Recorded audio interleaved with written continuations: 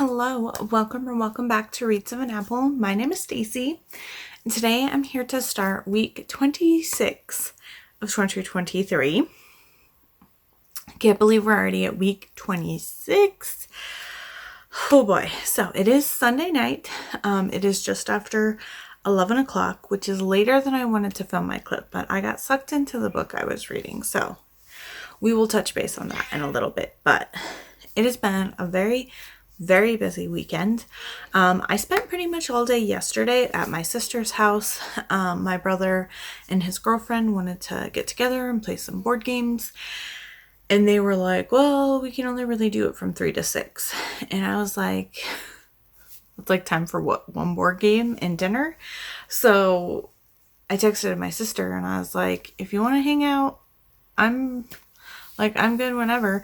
And so she ended up coming to pick me up. And then I left her place just after midnight. So I was at her house for like 12-ish hours, if not a little bit longer. And we played, what did we play? We played Cascadia and then a couple rounds of Cartographers. And then when my brother and Sarah got there, we played Keystone, and then we had dinner, and then we played like Cat Rescue or some cute little quick simple game, and then my sister and I pulled out Arc Nova, if I remember correctly was what it's called, and it's like zoo management, so a lot of animal games, and that one took forever. It's definitely a heavyweight game, and it was a lot, and we were learning it, and we were like, we didn't think that it would be that complicated, and the box is small, and it like we had to pull out a second table so we had space for everything. It was bonkers. I looked it up on Board Game Geek when we were just kind of trying to figure things out, and the complexity rating on it is 3.73, and that's probably the highest that I've noticed of a board game that I've played. So I was like, wow. And it's out of 5, and it's all based on what people rate it at. It was more the rule book, because it was very repetitive, it was overly wordy at times and a little funky, and there were times where we'd be like, what does that say? So then we'd look at the icons and we'd figure it out, and then like a couple paragraphs later it'd say what we'd already figured out, and so we were like, this is just not, it was just the rule book just wasn't set up very well. But it was fun, and I'm intrigued to play it again now that we kind of know, but it definitely almost has too many elements going for it, so that does have me a little concerned. But I'm sure there's ways. I told her we should maybe look at Board Game Geek and see if there's some sort of way that we can adjust both the scoring and just kind of streamline some of the things. My sister's biggest detractor, she felt, was that a lot of the things that you're working towards end up not really meaning much for who actually wins the game, which is a valid response.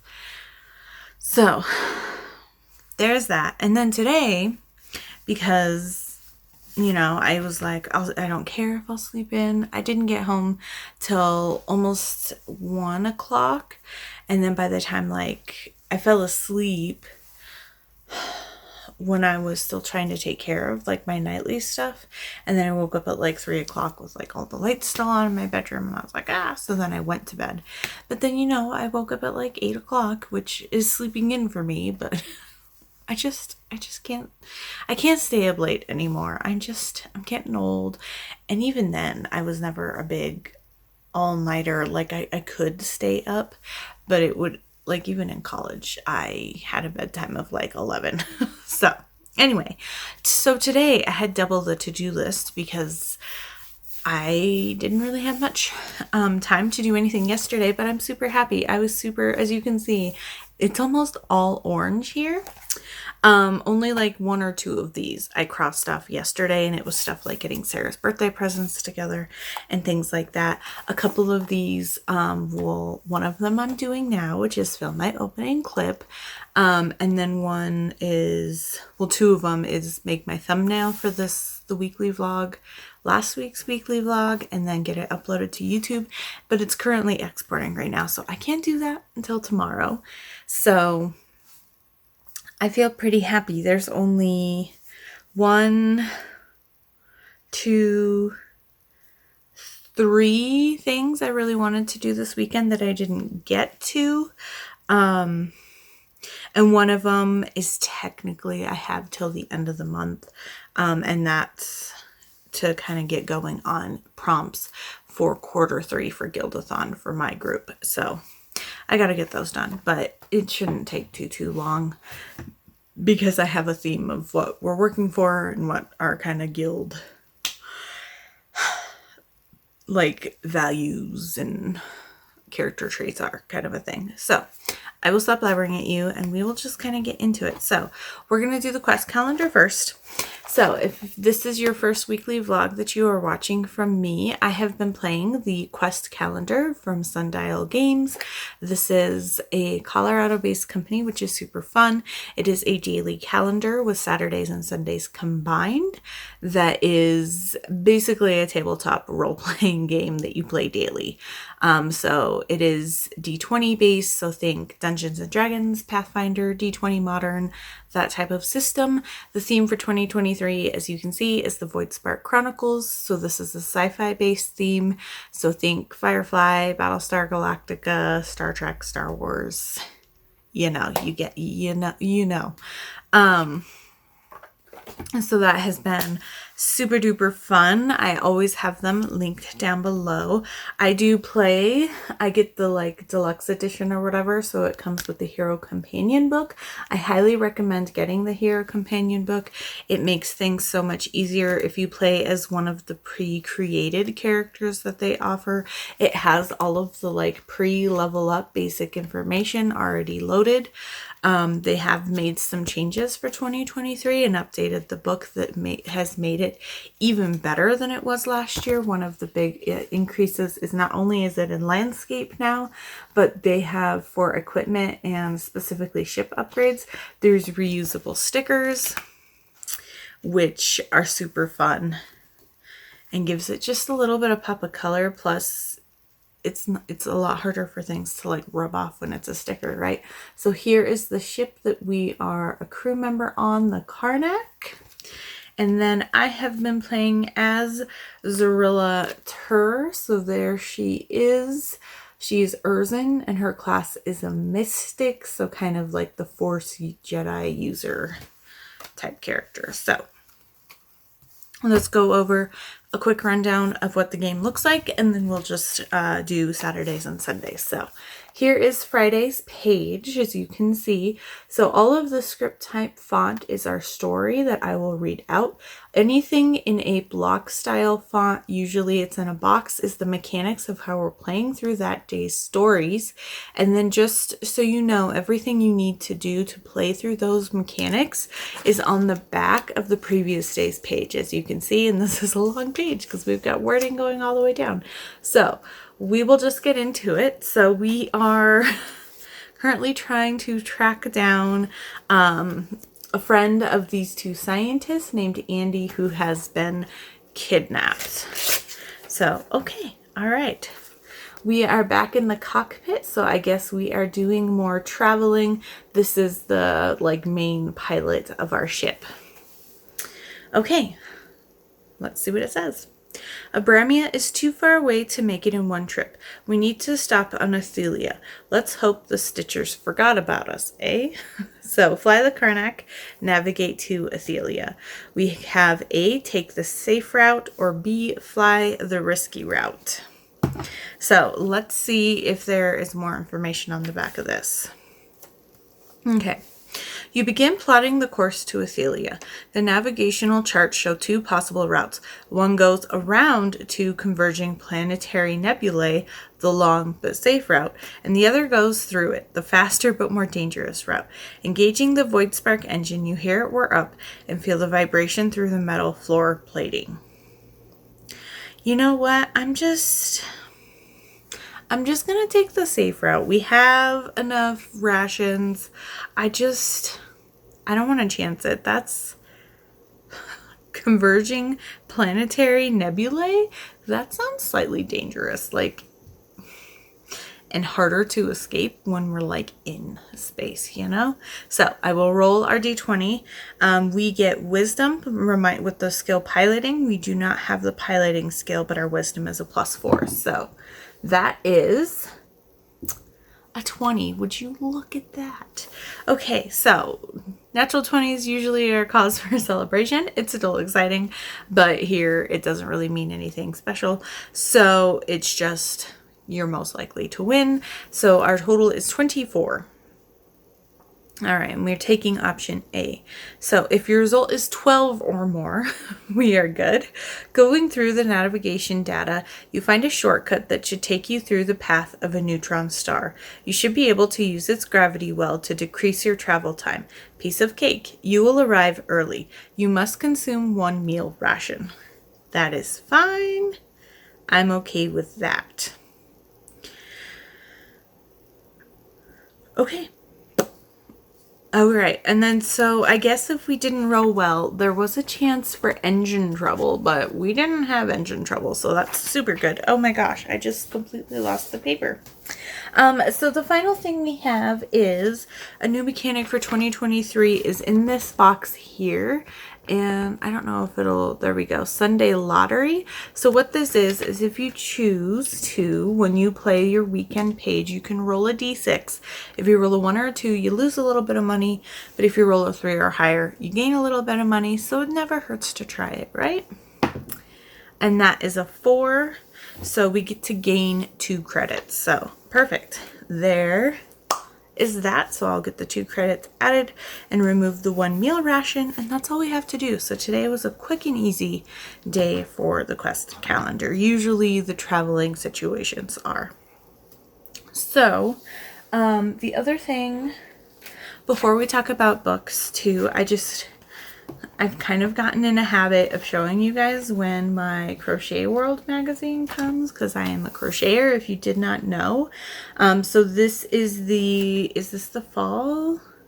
Yeah, this is autumn 2023. So this is good through October. But look at this. It's now bigger and better. It's whiter, which is crazy. It's a good chunk whiter. But I am really happy I feel their layout has also completely changed, and I feel I don't know if it's just this specific one or if in general they're trying to kind of pull better patterns or more useful patterns, or not as niche patterns, but there is quite a few patterns that I'm really intrigued by, including one that I have saved on Etsy and on Ravelry as when I'm looking for a fun pattern to purchase. I will probably try to pick it up, but this is that one. This is the first one I have marked. So it's a cool scarf, but you know what's cool about this scarf? It rolls up and it looks like a cup of coffee. How cool is that? I have seen this one. I've seen a matcha latte. I've seen a couple other different versions of this where it just rolls up into a mug. I'm so happy that this is in here.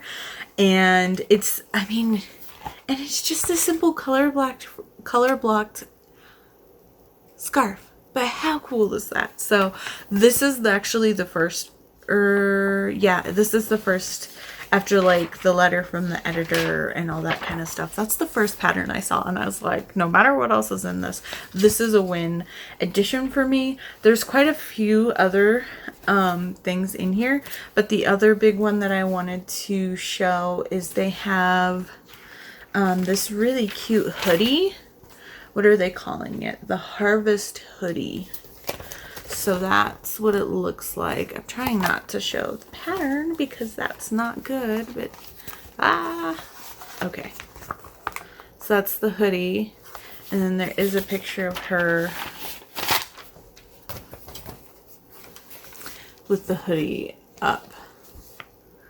I don't know, it just looks super cute, and I love like the texture of the pattern that looks super cute. So but if you were wondering, if you are also a crocheter, I mean, Crochet World is the only one that I get. I used to get one of the other ones when I was a member of the Crochet Guild of America or whatever, but I let my expiration, or I let my membership expire because I feel like I wasn't really getting things out of the membership outside of supporting them. And for 40-50 bucks a year, I was getting 4 crochet magazines a year, and I was like, that's not really worth it to me. But here are all of the patterns that are in this one. I feel like it's more patterns, but they have this whole organizing section, and so I thought this was interesting. This is made with some new interesting yarn that I'm intrigued by, and then this is like a project basket, so it's like double lined so that, you know, there's there's a stiffer bowl on the inside, and then that holds the hooks in between the 2 layers, and then we've got some other cute little organizing things. And so I really was pretty pleased with this one. But let me show you that weird, it was in the beginning, and I was super intrigued by it. It's in the organizational grouping. Yeah, crocheted organization.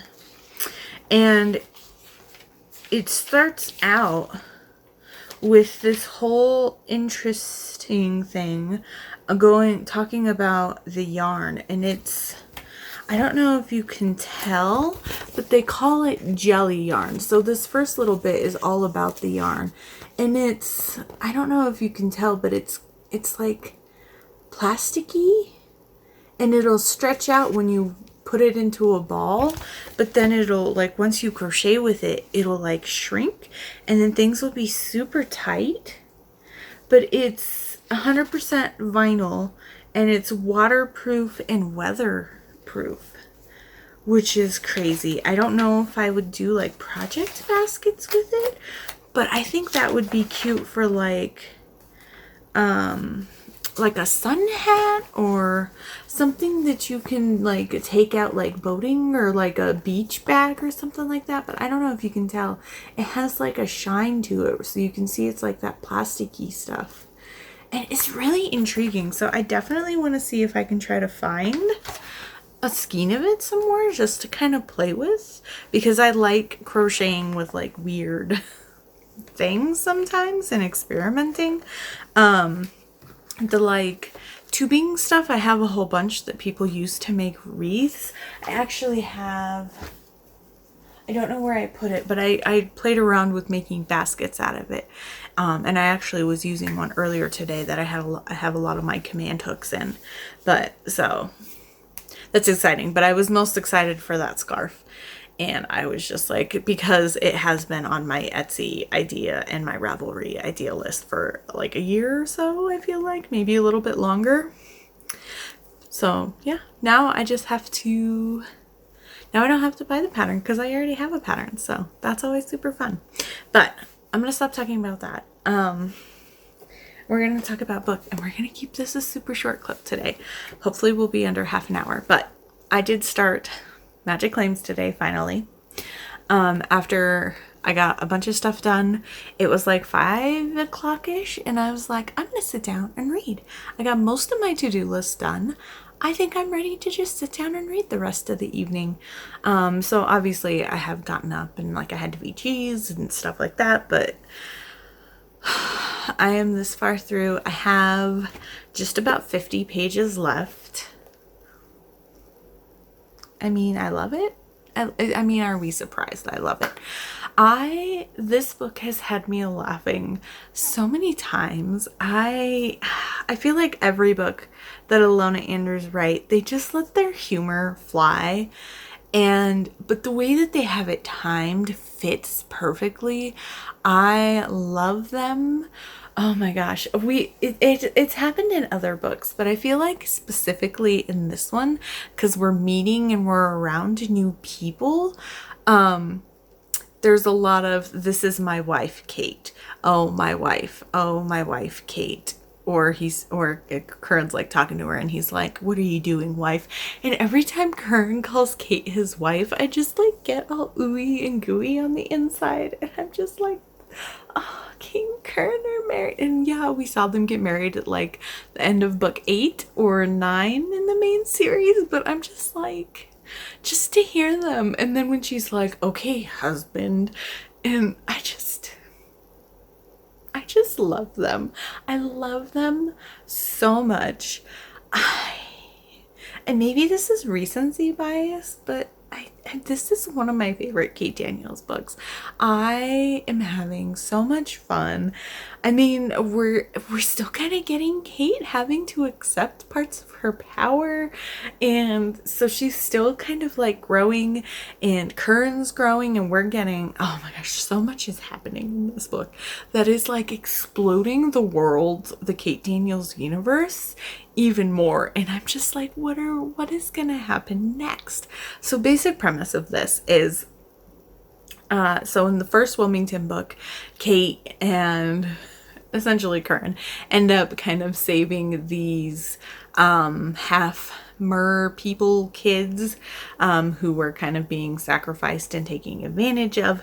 And one of these people is the niece of a man named Ned, who's a prominent businessman in the area, and his sister and mother, or his sister and his aunt, are back in like the little town where he was from. Penderton, I think is what it's called. It starts with a P. I think it's Penderton. I've read it how many freaking times? And I was reading this and I got sucked into it, so that's why I didn't film it earlier. But so they're promised this huge tract of land that's mostly wooded area. There's a lake, and he's just like, "This will be gifted to you if you can help these people who are trapped in this town by something that's evil in this forest that popped up during the last magic flare." And Curran's like, "I want it, but you have to convince my wife." And how do they convince her? Well, they manipulate her, which he knows, but it's Kate. So she just allows it to happen because she's not going to let 10 people who are being forced to be sacrificed to these weird creature peoples that have popped out of the forest, and they wanted a tribute, and it started at one person and then it came as another person, and now they're on their 5th year, and now instead of wanting one human sacrifice from this little town, these people now want 10, and they're like, it has to stop. And so this guy is trying to save his family members and this town, of which he, a lot of the businesses run out of this town that he owns. So he employs like 2/3 of these people, and he cares about them. And, after Kate and Curran kind of broke their staying low kind of mentality by taking on that water god and saving those merkids, they're not under the radar anymore, and now they're full on.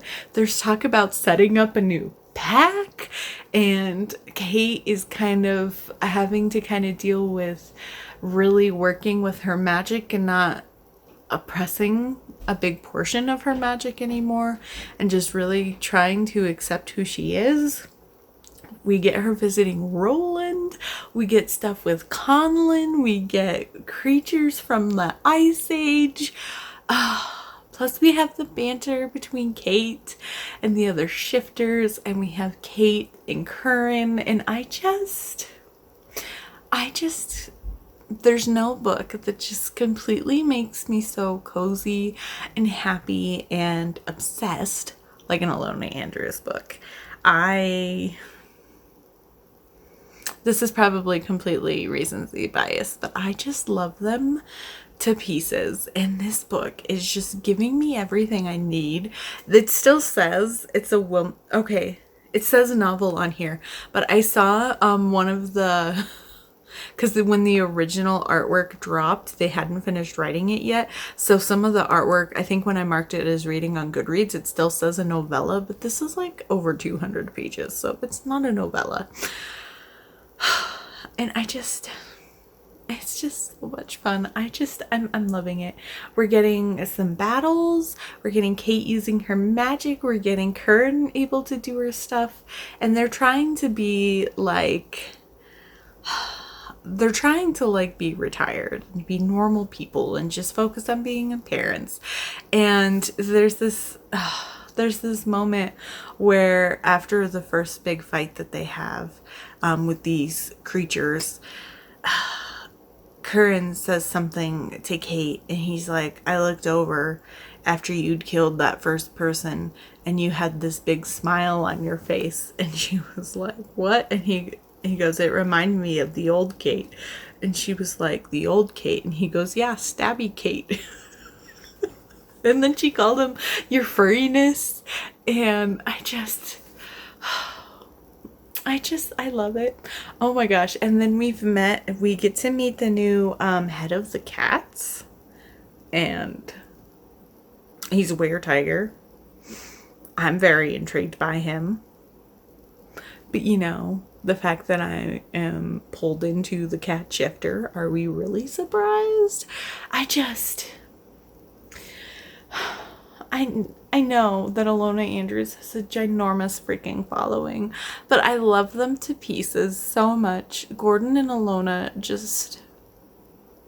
they're magic. They're absolutely magic.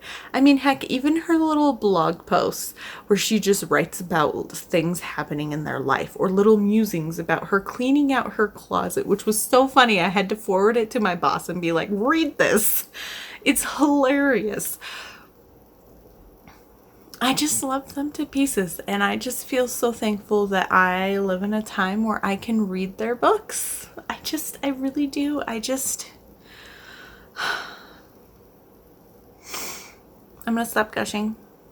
I'm gonna go to bed, and I'm gonna lay in bed, and I'm gonna finish this, and then I'm not gonna know what to do with the rest of my life, because we have no idea. But I did save the spoiler filled live show that they did. They posted the stream up on their YouTube channel, I think, or I know it's on the blog.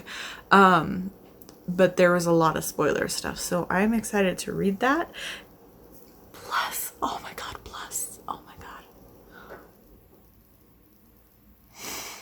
you will only know this if you've read other Kate books, if you were caught up in the Kate Daniels universe.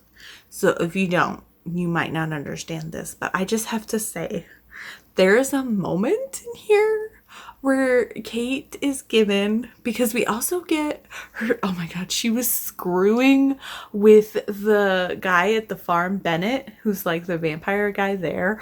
Oh my god, and she was having the vampire that she wrested control of do the I'm a Little Teapot song, and I was just like, I was dying. But we also get her father's spy master show up, and he gives her a picture of Julie. And so now she knows Julie doesn't look like Julie anymore. But they don't know why. She doesn't know why. He tells her what we know from Blood Air, that Era had told other people what was happening, that she almost died, which she kind of almost did. And so now she looks like this, and he's like, we'll figure out what's wrong with her. And I'm like, oh my God, but Kate can't know, because we know from Blood Air that if Kate finds out about this prophecy that Julie's supposed to be stopping, that it will be very, very bad. And I'm just like, oh my God, but now she knows why Julie hasn't really reached out to her lately. And that Julie doesn't look like Julie anymore. And I was just like, oh, that little bit made my heart hurt, but also like made me feel so happy, because she mentions Julie a couple of times about how she hasn't heard from her in like a couple weeks. And then when he gives her the picture, I was just like, ooh. These people are so precious to me. These people are so precious to me. Oh, and then also apparently, Asciano is trying to like make a bid for becoming the new pack leader. Like, we're talking about the crazy hormonal teenage Buddha from the main series now wants to be the Beast Lord. Like, what? So much is happening. And I feel like this one, more than the other book, is giving hints and like almost like Easter eggs or little fun snippets that relate back to the previous series and the spin-off series. And I feel like this one is more fleshing out and filling out pieces in the universe, when the first one was kind of more insular, which is what Kate and Curran were wanting to just kind of. That's why they moved out of Atlanta. They wanted to raise Conlin without all this other BS around them. Plus, we have Conlin in here. Not as much Conlin, but because they leave him at home, but then he does show up. But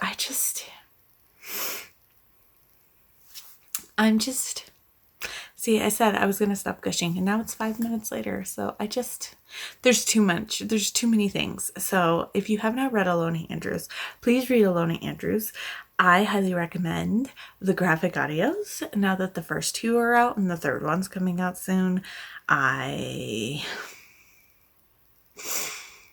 have thoughts and I have feelings. And if you've read this book, Magic Claims, please message me or leave me a comment or something. Reach out to me some way, because I need to talk to people about things that are happening in this book that understand the significance, or will help me figure out, well, maybe not help me figure out, but will theorize with me about things that are to come. So I'm going to leave it at that. I will see you tomorrow. I hope you have a great week. Tomorrow's Monday. And I'm ready. I can't wait. Next weekend's going to be a 4-day weekend. I'm super excited. But yeah, I'll see you tomorrow. Hopefully, maybe, most likely. Hello. Happy Monday. It is just after 10:30. And I was going to get up and take a shower and get ready for bed. But I was like, I got to film my clip first. So let's do the quest calendar first. So we are traveling, and we are on our way to Abramia, but we're stopping at Athelia. So I'm guessing that's where we're at. Okay, yeah. So we are at the city of Rygon on the planet Athelia. Pretty. Okay, arriving at Rygon's largest spaceport, you are surprised to find people and market stalls so close to the open landing zones.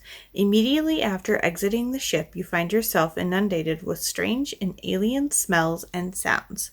So, explore the city of Rygon. Fun.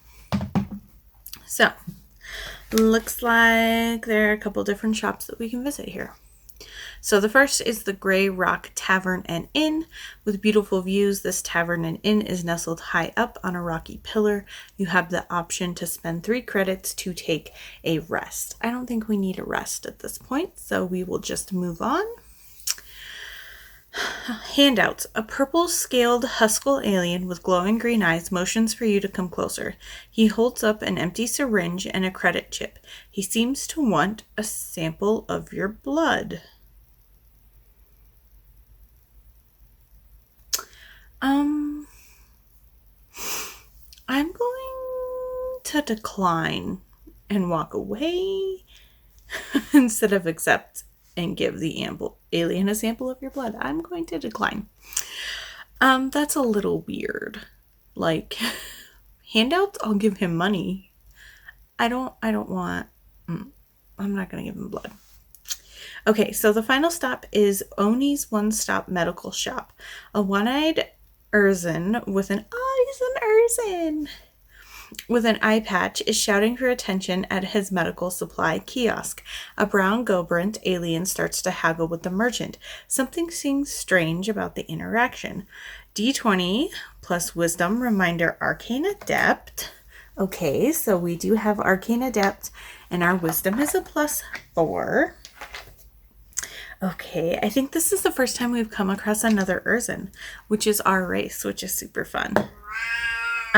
15, so we had a +4 and then a +2, so we get a +6, so 21.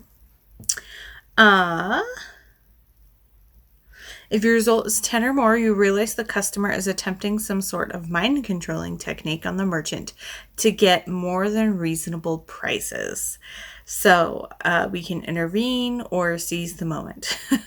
I'm going to intervene. So intervene and warn the merchant. We gain a virtue. I think our virtue is already maxed out, but I will double check here.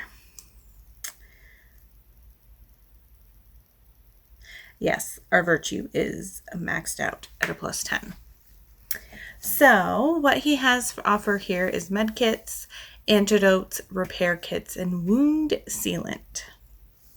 So I think we have quite a few of those things already, so I'm not going to purchase anything for him. I'm more interested in purchasing upgrades or potential equipment for our character in our ship. So there's that. That was a super quick quest calendar today, which is great because it's late, and like I said, I still want to take a shower tonight. Okay, so I will move things over and put them away. So, magic claims. I finished it. 5 stars. 5 amazing stars. And there's glare on it. Okay. There we go. That's not too bad. I love this book. I love this book so much. It's even better because the last Ilona Andrews that I read was the first book in Kate Daniels, because I re-listened to it when the graphic audio came out not too long ago, and that was after the last Innkeeper Chronicles, and it was just so, it's just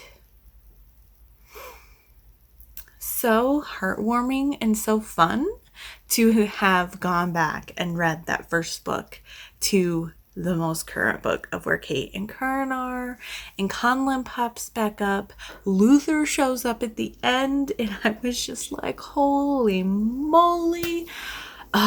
Kate is such a freaking badass girl. I love her to pieces. I love Karen to pieces. There's one point where she's just like, you don't trust me? And he goes, no, I entrust you to keep me and everyone else here safe. I don't trust you to keep yourself safe, because we know Kate, she will sacrifice herself for some innocent little creature who gets harmed. That doesn't even have to be sentient. She just is that nurturing, caring type of person in her soul, and I love it.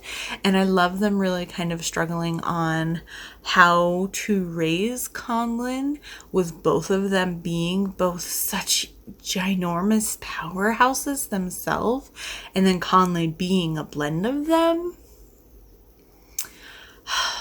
And just kind of really teaching him, but being careful to not put him through the things that damaged them as when they were children, and being forced to train or go through different things. But at the same time, you know, him needing to learn how to use his powers and be proper with his powers, but still also be an 8-year-old boy. And I just love them so much.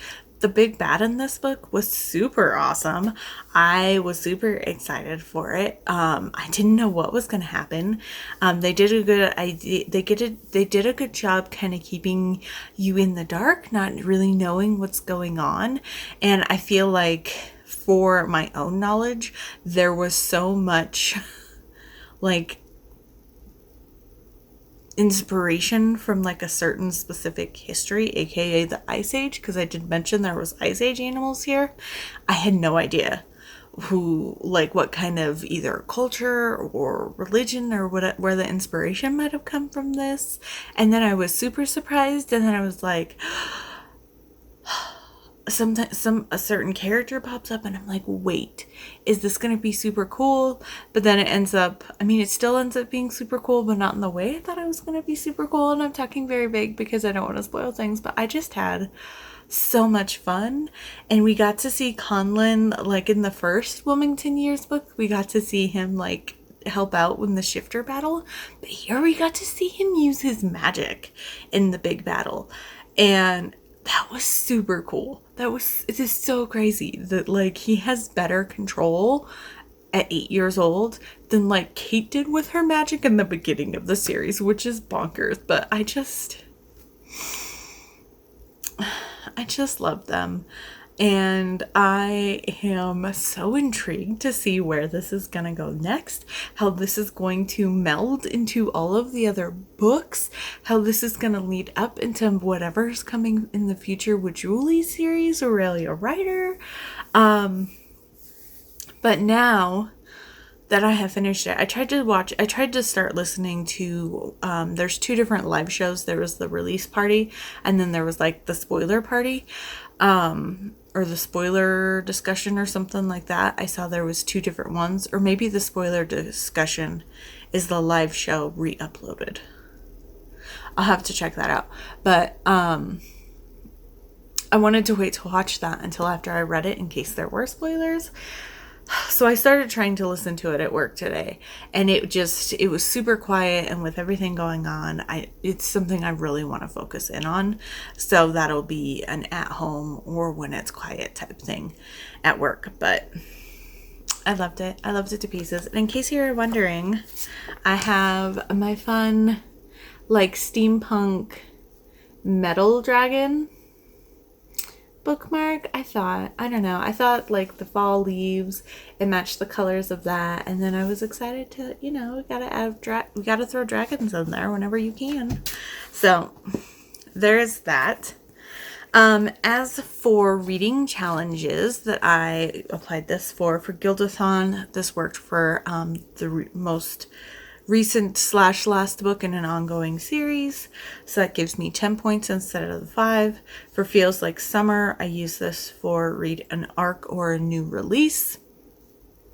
For Ripped Bodice Summer Bingo, this actually could have worked for a couple different prompts, but I applied it to swimming because this book opens with Kate fire calling her aunt Era while Curran is swimming in the ocean, and then they have a cute little thing where he throws her in the ocean and she's like, I didn't want to swim.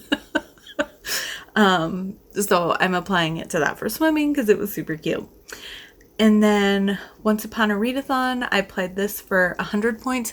I could technically attack the mermaid team for 50 points because there is that we do see the little boy who's Conlon's best friend in here, and he does show up to like the big battle and all of that. So he is in the book, but he's not as, I feel like he was more of a main character in the previous book than he was this one.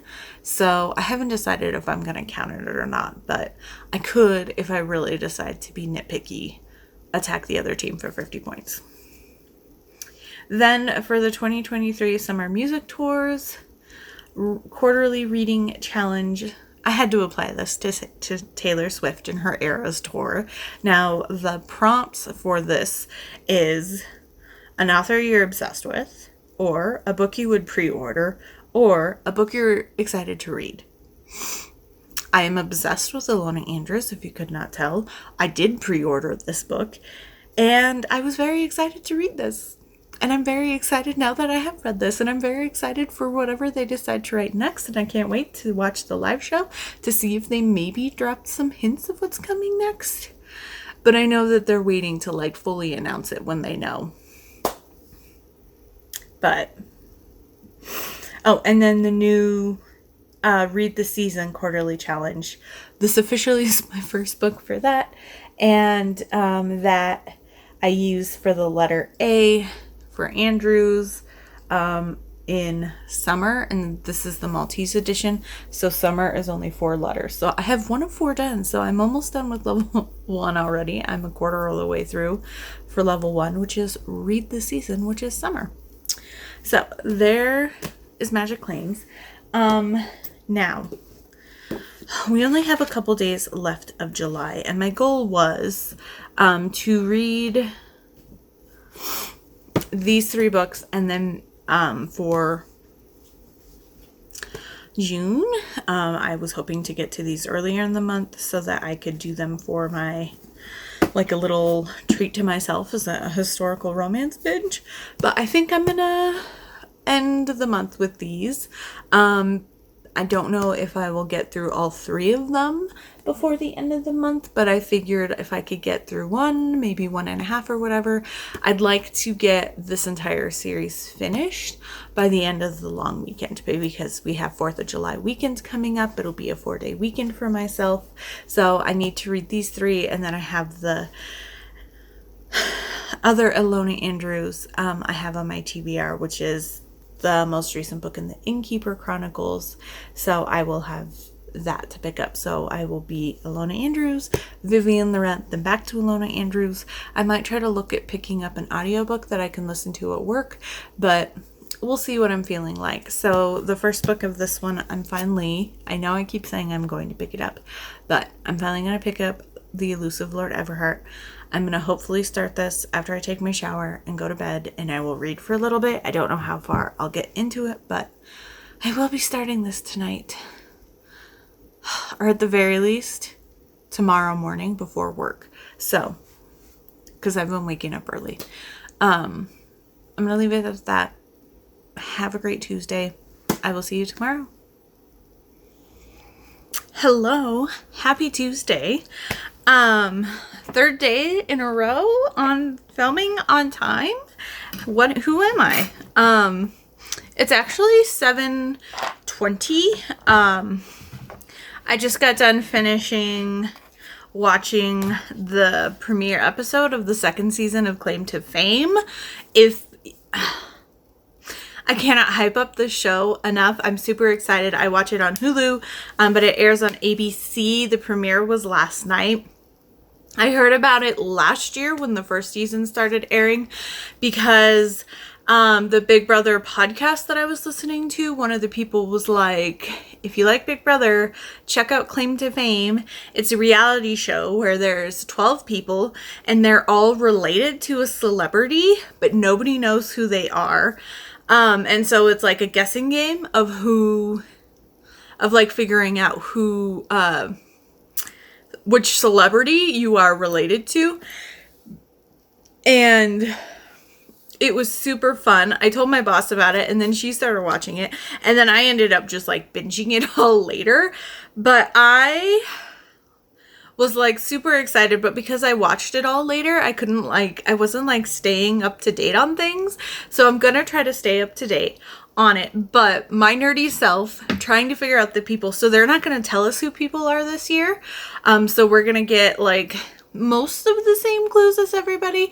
I mean, we won't hear every little thing, but my nerdy self, I'm going to show you, made a spreadsheet with pictures of the people and guesses and little things that they say.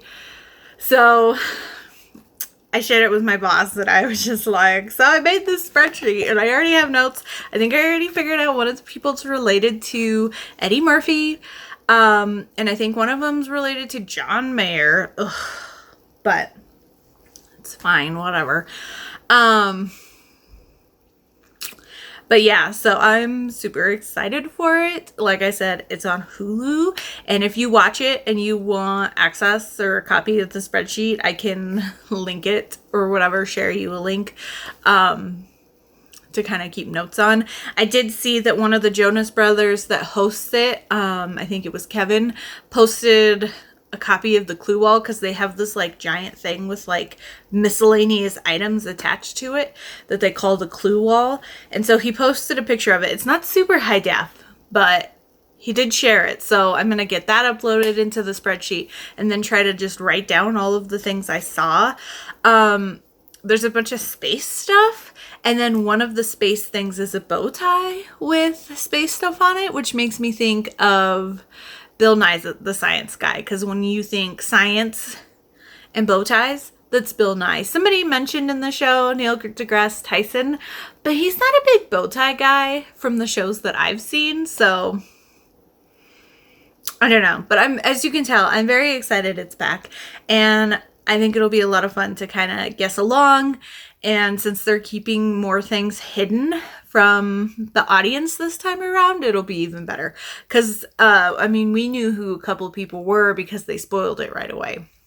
My only thing is everybody, when they first meet, have to share 2 truths and a lie. So it's how their celebrity is related to them, what they're best known for, and then the biggest award that they've won. But they didn't show all 3 things for every single person, which is a little annoying because if you're going to keep the audience more in the dark, at least show us that. There was one point, because everybody gets little books that they can keep notes in, and those 2 truths and a lie are like printed in there because they already know like what they're gonna say, so everybody has that information. And I did pause it so I was able to get a couple more of the people's stuff, but I couldn't read the other side of the page because it was all blurry. They were focusing on the one and I was just like, oh, we need more information. So you know, when I get into something, I get into it full bore. So that's my excitement for today. Let's do the quest calendar, and then I don't really have too much bookish stuff. So yesterday we were lucky enough to explore the city Rygon in Ophelia. So let's see what today is. Oh, okay. So we're at the job board. So we will have some jobs that we will get the chance to potentially do for some money. So, a rotating job board hangs down in the Civic Center. There are many help wanted ads you can take on for credits. You may take on all jobs if you wish. So, we have help train my Tafupa, bounty on crew, and electrical malfunction. I like to try for all of them, or at least see what the basic info is. So, help train my Tafupa is a wisdom roll reminder animal tamer. A merchant is trying to train some Tafupas as pack animals as they are excellent for traversing the terrain of this planet. One of the beasts breaks loose and starts wreaking havoc on the marketplace. Okay, yeah. So we do have animal tamer and our wisdom is a +4. So we get a +6 to our roll. And that is a 13. So that's 19 total. You manage to calm the beast and lead it back to the merchant. The shopkeeper reactivates the containment collar and thanks you for your help. Gain 5 credits. Cool. All right. So then bounty on crew. You are shocked to see Askell's face on the posting of a bounty. You talk to the agent to find out what trouble he got into. A fleet captain for a transport company put this out. A moon cycle ago, Askell was a mechanic on one of the ships. Turned out he was working for the competition and sabotaged one of the ships. It crashed, causing millions in damages, and cost the lives of 3 crews.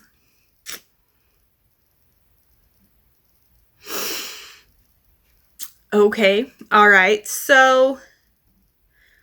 But we were with him. Okay, so I don't think this is correct. So I think this is a false bounty. So we're gonna see what we can do on this.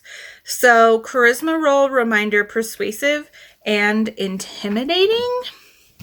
So our charisma is a +1.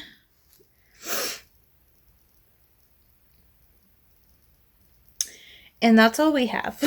So we get a +1 to our roll. Let's roll well.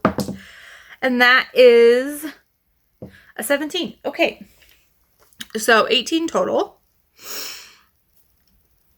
Okay, you convince the agent with proof and testimony that it couldn't have been Askell since he was present at the destruction of Nick's station when the sun collapsed. Perfect.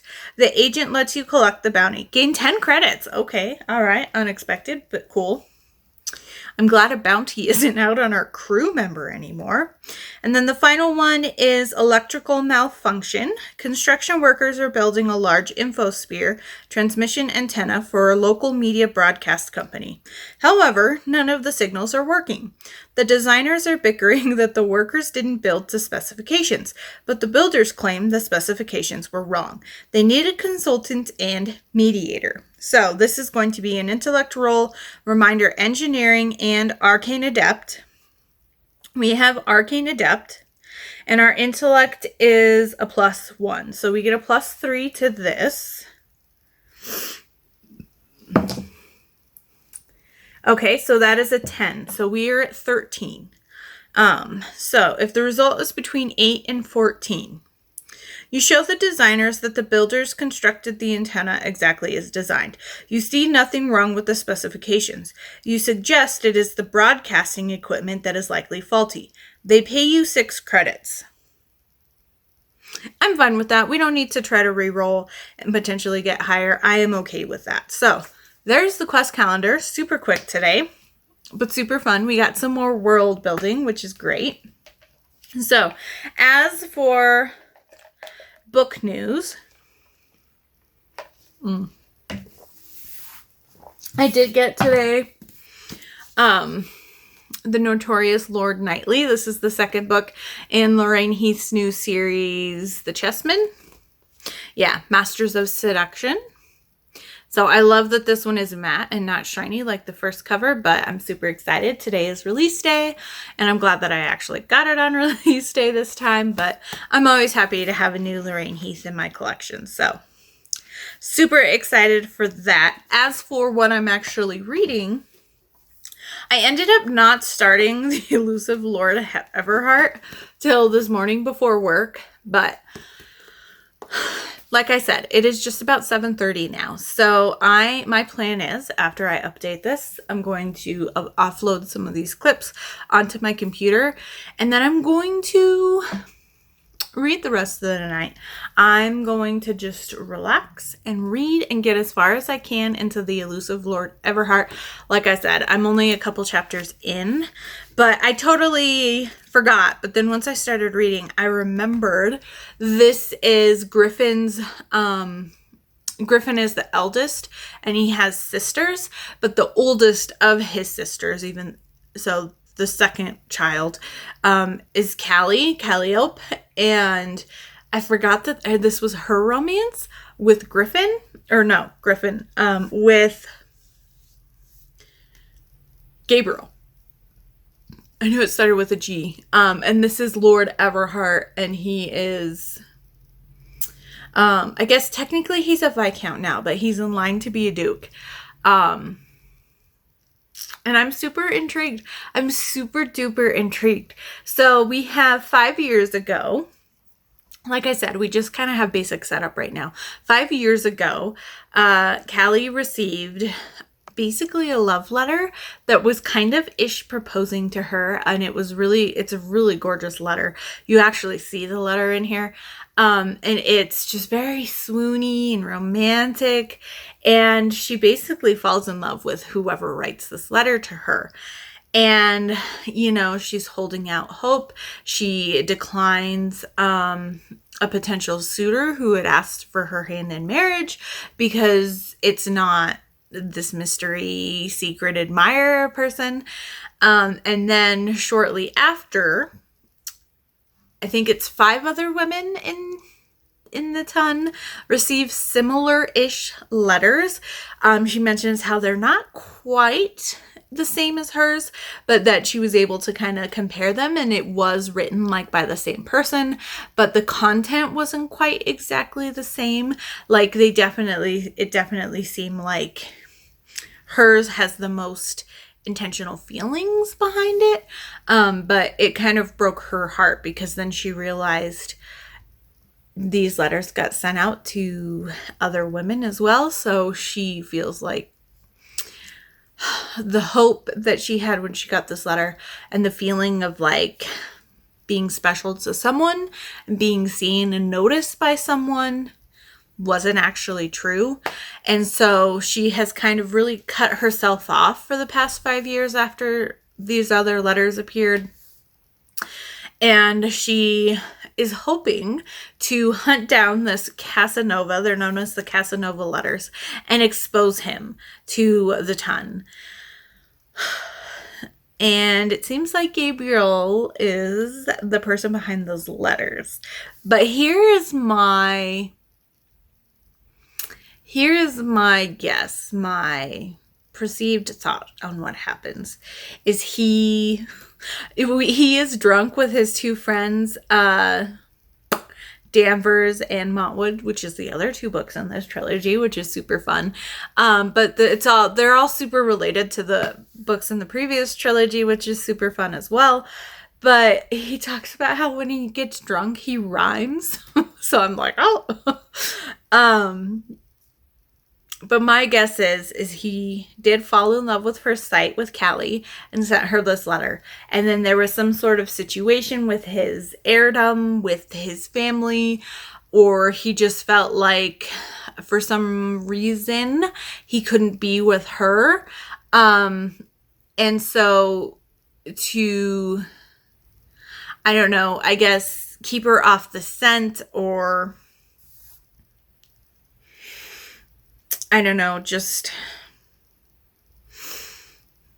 make her not wait for him, or I don't know. I feel like he then created the other letters afterwards just to kind of,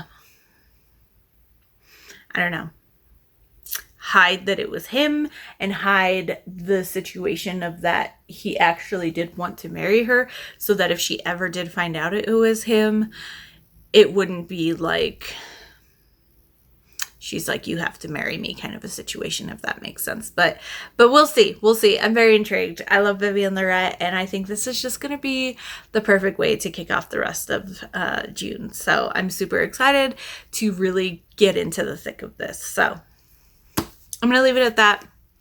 Super short update again today, which I'm super happy for. But I'm going to get to reading The Elusive Lord Everhart. And I mean, when I read that letter and she was talking about how she wasn't feeling special or whatever, I was crying. I'm so easy to make cry, but I just, chapter 1 and I'm already crying my eyes out. So I just, Vivian Lorette just really just hits me just right in my feels, and it doesn't take much for me to get swept away by her books. It's very similar to Lisa Kleypas for me. Just that feeling of when you open it up and, you're first sentence in, you're in it. So, all right. I'll see you tomorrow on Wednesday, hopefully. I think that's all I have to talk to you about, so. Hello, happy Wednesday. So, updates. It is just before 9 o'clock. I just got done a little bit ago watching the NHL draft. So the first round is over. Tomorrow, the second round and third round will happen it starts noon. No. When does it start? 11 o'clock Eastern. So it starts at 9 o'clock our time, right? Is that how time works? I don't know. It happens mid to late morning. So I might throw it on at work. I might just wait and just take a look and see what the Avalanche do. But I'm pretty excited. They had 2 picks tonight, and one of them I was surprised went as low as he did and was around for them for their 27th pick. But I'm pretty excited. Their 31st. The 31st pick was the other pick that they had, and they chose a Russian defenseman. I was surprised they took a defenseman because the Avs have a pretty strong depth defense wise, but I'm intrigued. I don't really know much about him. I haven't really heard much about him in like the pre-draft options for the Avalanche, but that could be because he is a Russian player, so he just hasn't quite gotten as much scouting things happening. But yeah, I'm excited. Some moves have already been made. They had quite a few trades leading up to the draft. So, I'm intrigued to see where we're going. There have been rumors that my favorite player will not be re-signing, and that makes me kind of sad. Because then that'll be back to having no jerseys for a current active player. So that would be unfortunate. But we'll see. We'll see what happens. Also, I think yesterday or the day before, the release of the 2023-2024 schedule officially dropped. So yes, it is the end of June, early July timeframe. And hockey is just going strong still, even though I don't have games to watch. There are still things happening. We had a little bit of lull, but now things are ramping back up. I think July 1st is when free agency starts. So yeah, things are going to be hopping. It'll be interesting to see after the draft tomorrow if there's any last minute signings before some of the players that are supposed to hit free agency. So yeah, things are going to be super crazy.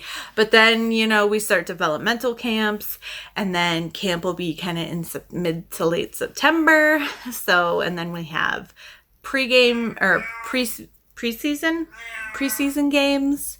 And then I think October 10th is the first day of games for the league. But the Avalanche, I think their first game is either October 11th or October 12th. So it's coming up quicker than you think. And I just can't wait for hockey to be back.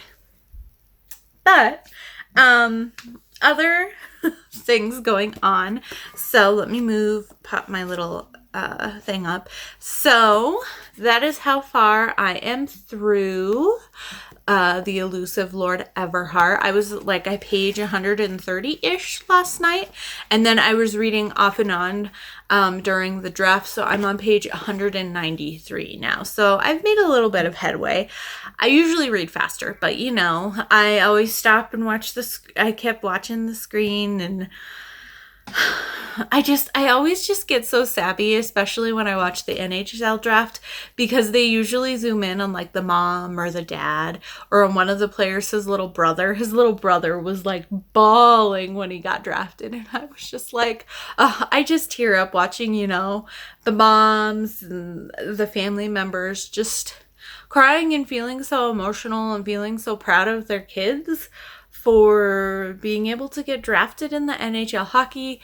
And then it's kind of sad, when we get closer to the end, because there's still a lot of kids sitting there who are hoping to get drafted. And we still have a couple of rounds, but I'm sure it's just so nervous and such a hard place to be. But anyway, back to this. So, we'll see if I finish it tonight. I am also reading it a little slower because I'm trying to savor it. Because I'm coming up on the end of my Vivian the Rat backlist. I still have rereads I need to do. And after the series, there is like one or two other books that I have to read that I haven't read before. But I just know that like I'm coming to the point where I will have read all of her backlist. And so I'm like taking my time and really savoring it. So far, this is probably at like a 4.5 star. I am still really enjoying it. I love Callie, and I just love how I'm really, really connecting with her. I think she's very much a reader, and the way that she looks at the world is she kind of thinks about things as like stories to tell, or she's also a daydreamer, which is really interesting because I also find myself daydreaming a lot. And sometimes people will make comments that is kind of she takes very painful, and I think just because of situations from growing up when like people thought there was something wrong with her, but she just likes to daydream, and she gets stuck in these stories, and then she builds these stories in her head, kind of a situation. And I just sometimes there's moments where she talks about how if this was the story of her life, then certain things would happen in a different way. Or there's a moment I read earlier this evening where she meets Gabriel's grandmother, the Dowager Duchess.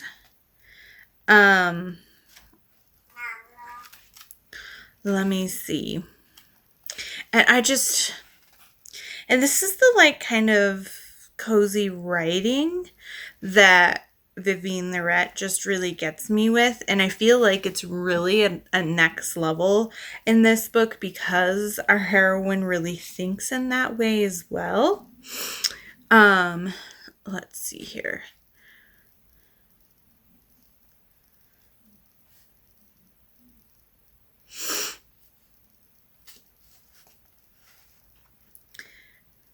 All right, so this is where they go.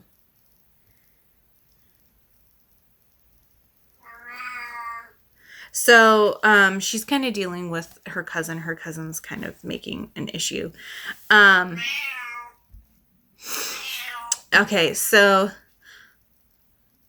the setting for this is Callie's cousin. She's kind of known for her being injured and then just convalescing at somebody else's house until they basically have to kick her out.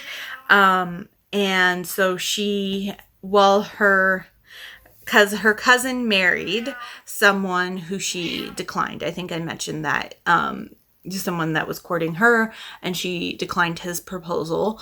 But he is friends with, some people who her brother was also friends. Like, it was kind of like a big social circle, but she wasn't super close with them. But in there is Everhart, Danvers, Raff, and Lucian Montwood. I think it's Lucian. And then they're also friends with Brightwell. And so her cousin, when they're getting ready to leave, mentions that she received a Casanova letter, and she's the first married woman to ever receive a Casanova letter.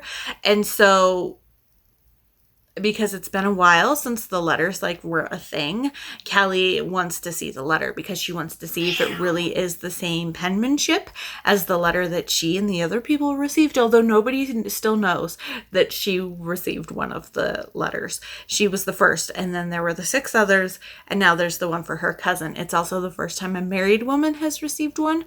And so she wants to see it, but because I guess she was kind of freaking out about it when her cousin's mother was there, and she took it and she hid it. So Callie is staying at the estate at Fallows Hall to find it and also take care of her cousin. But when Gabriel's father and his grandmother show up, the Dowager Duchess, they want to go on. She asked Callie to take her on a tour of the place, and she mentions starting at the hothouse, since the Dowager Duchess had mentioned liking the fresh bouquet of flowers that was in her room.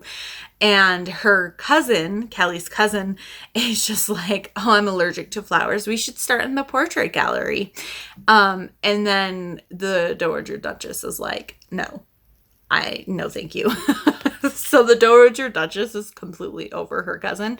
And her cousin certainly acts like she is the queen, and she's like the better of everybody, and it just expects people to wait on her hand and foot, whether they are a servant or not. So that's kind of the situation leading into this. But this is what I love about Vivian Loret's writing. So although wary at the moment, Callie found herself liking that idea. It was if they were all walking around on pages with words forming at their feet and climbing up the walls, and a single tap of the Dowager's Duchess cane was an exclamation mark. Like that type of writing, just that style of writing. And this one, like I said, is like pushed a little bit more because Callie herself really thinks about the world in stories and compares it to stories. As a big reader, and that's like, she always says her skill is reading. And so that's just the writing that Vivian Loret has that just sweeps me away. And this is one of her earlier books. This is her 4th book published. So I don't know. I just can't implore people to read Vivian Loret more. I just love her to pieces. So yeah, I just love it. But we've had some kissing scenes. So, and I am definitely enjoying the kind of push and pull between Gabriel and Callie right now. However, where I am getting a little frustrated is there's still kind of, I feel like we have less than 100 pages left. I don't even know how long this is. How long is this? These are pieces of, so I have, it's 280, it looks like, about. So I have 90 pages left, and they've just kind of kissed. They definitely have feelings for each other. Callie still doesn't know that Gabriel is the letter writer. Gabriel is kind of putting together that Callie is in love with the letter writer. And there's a lot of guilt he has because he realized that in the past, and I don't know 100% because that's also still kind of a secret, but it seems like he realized that she fell in love with the letter writer and then declined Brightwell's proposal, and so he feels at fault for that, and like he's not good enough for her. Another little interesting, just like swoony tidbit in this writing is he's very much an adventurer, and he's really into maps and like reading adventurers' journals and things like that. And so there's a lot of talk, like when he's touching her, about his fingers are cartographers, and he's tracing the route of the lines in her palm, and like there's a lot of like map imagery used, especially when he's touching her. And I don't know, it's just really just hitting me right. But I do wish that they were moving a little bit more, that there was a little more opening up, not quite as many things still kind of hidden between them. And so I do wish that their relationship was progressing a little bit quicker for where we're at. And once they had the kisses, like they had like a really steamy makeout session. And then things kind of really petered back a lot from them because they were both trying to keep away from each other. But now I'm like, let's move forward. Let's really not be able to stay away from each other. Another element to this too is he recently broke his leg above his ankle. And so he's had like a brace, like old style booty kind of a thing. So he hasn't been like coming down to dinner, and he hasn't been doing all these things, and he's using the excuse that, you know, his mobility isn't really good at this point. So we'll see what happens, but I'm going to keep reading. I'm going to just spend the rest of my night reading this, and we'll see if I finish it. But I am enjoying my time. I'm definitely just so swept away. So like I said, right now I'm like at a 4.5. We'll see what happens with the dealings, why he has contentions with his father, what's going on, why he won't go home, why he decided to write the other letters, the other Casanova letters, how Callie takes it, but Callie's realizing that she's kind of falling in love with Everhart, so she's really having to do some soul searching of her own because she thought she was still in love with this mysterious love letter writer. Even though she wants revenge on them, she still is in love with the image of this person that she created and the words that he wrote to her and the way that this letter made her feel special. And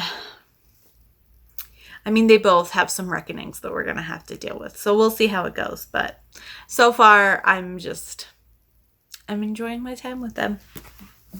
So we're going to leave book stuff at that now that I have rambled on at you for 15 minutes about the beauty that is Vivian Larotte's writing.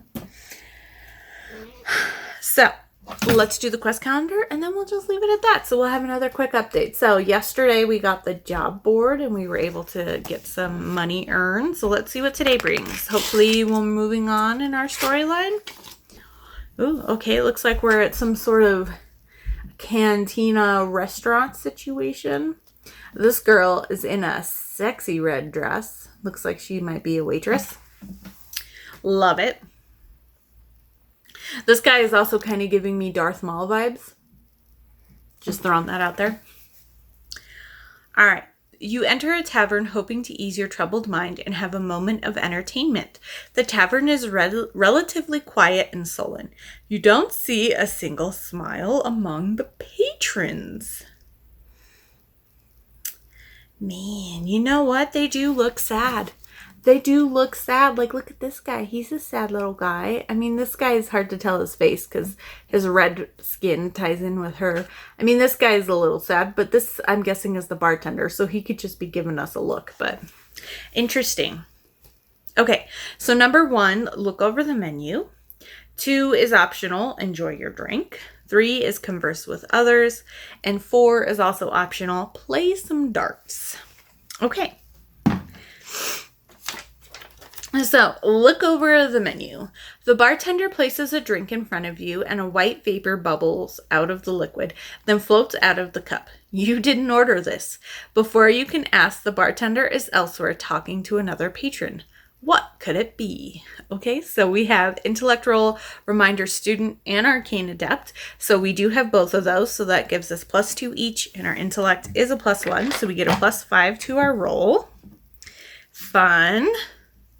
Let's see what this is. All right, that is an 11, so 16 total. Okay, perfect. If the result is 15 or more, you have heard of a magical chemical made from harnessing pure extracted apathy. It invokes a sense of calm if you have the right frame of mind when you consume it. Gain a +5 bonus to drink it. Number 2 below. Interesting. Okay. Extracted apathy. That's intriguing. That's very intriguing. So yeah, let's drink it. So it's a constitution roll. So we get our +5 and our constitution, I believe, is a +1.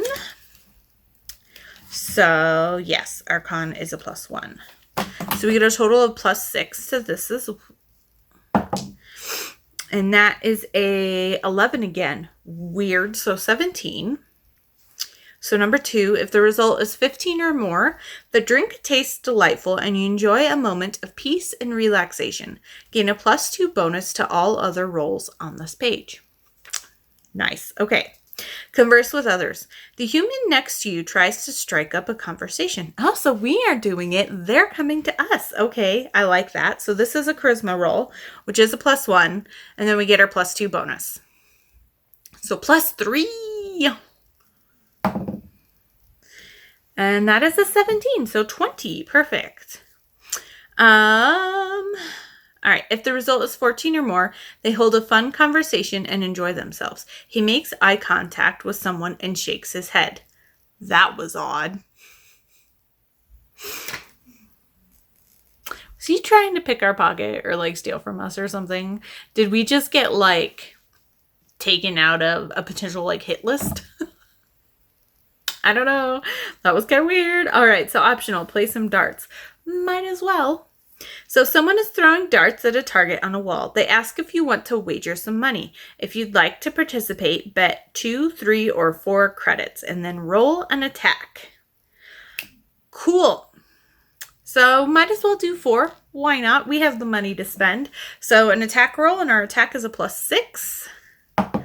And that is a 15. So 21 to attack the dartboard. If the result is 17 or more, you win. Gain double the credits you paid. Cool. So we get 8 credits, but we bet 4 credits. So we increase 4 credits.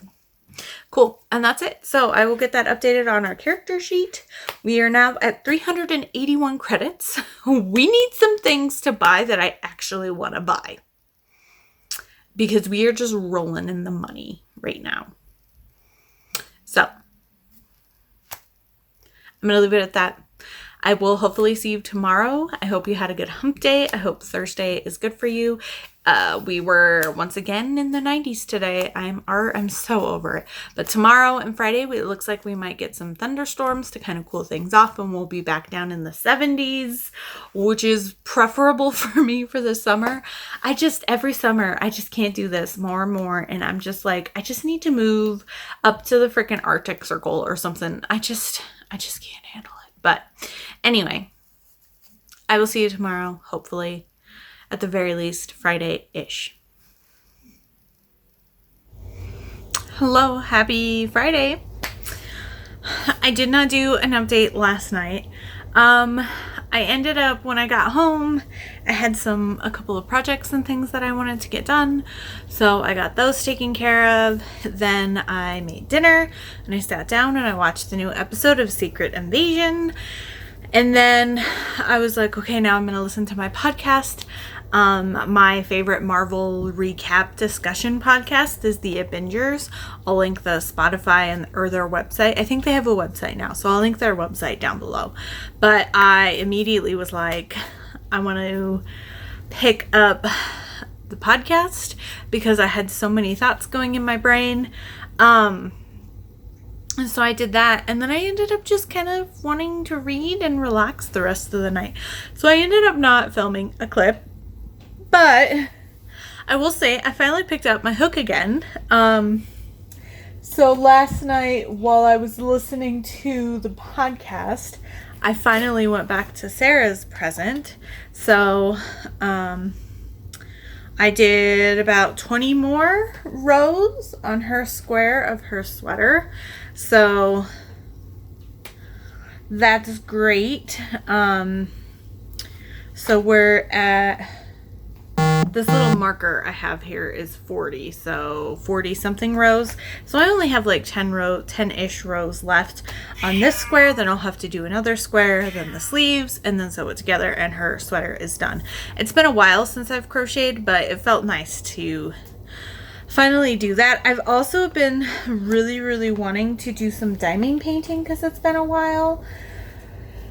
And I have some smaller kits that I could do, but I've just been really, really wanting to diamond paint. But, you know, my full table is blocked off, and I have some little ones that I could do on my coffee table. But I was just like, I gotta find some audiobooks, and then I can do some crafting. But then I was like, I'm telling myself I can't go hog wild. But I probably should do and just find a small diamond painting I can kit up that isn't too much to like kind of put up and pack away and keep as a whip. And then, you know, be better about crocheting when I'm watching TV, or, you know, I feel like I just need to every other day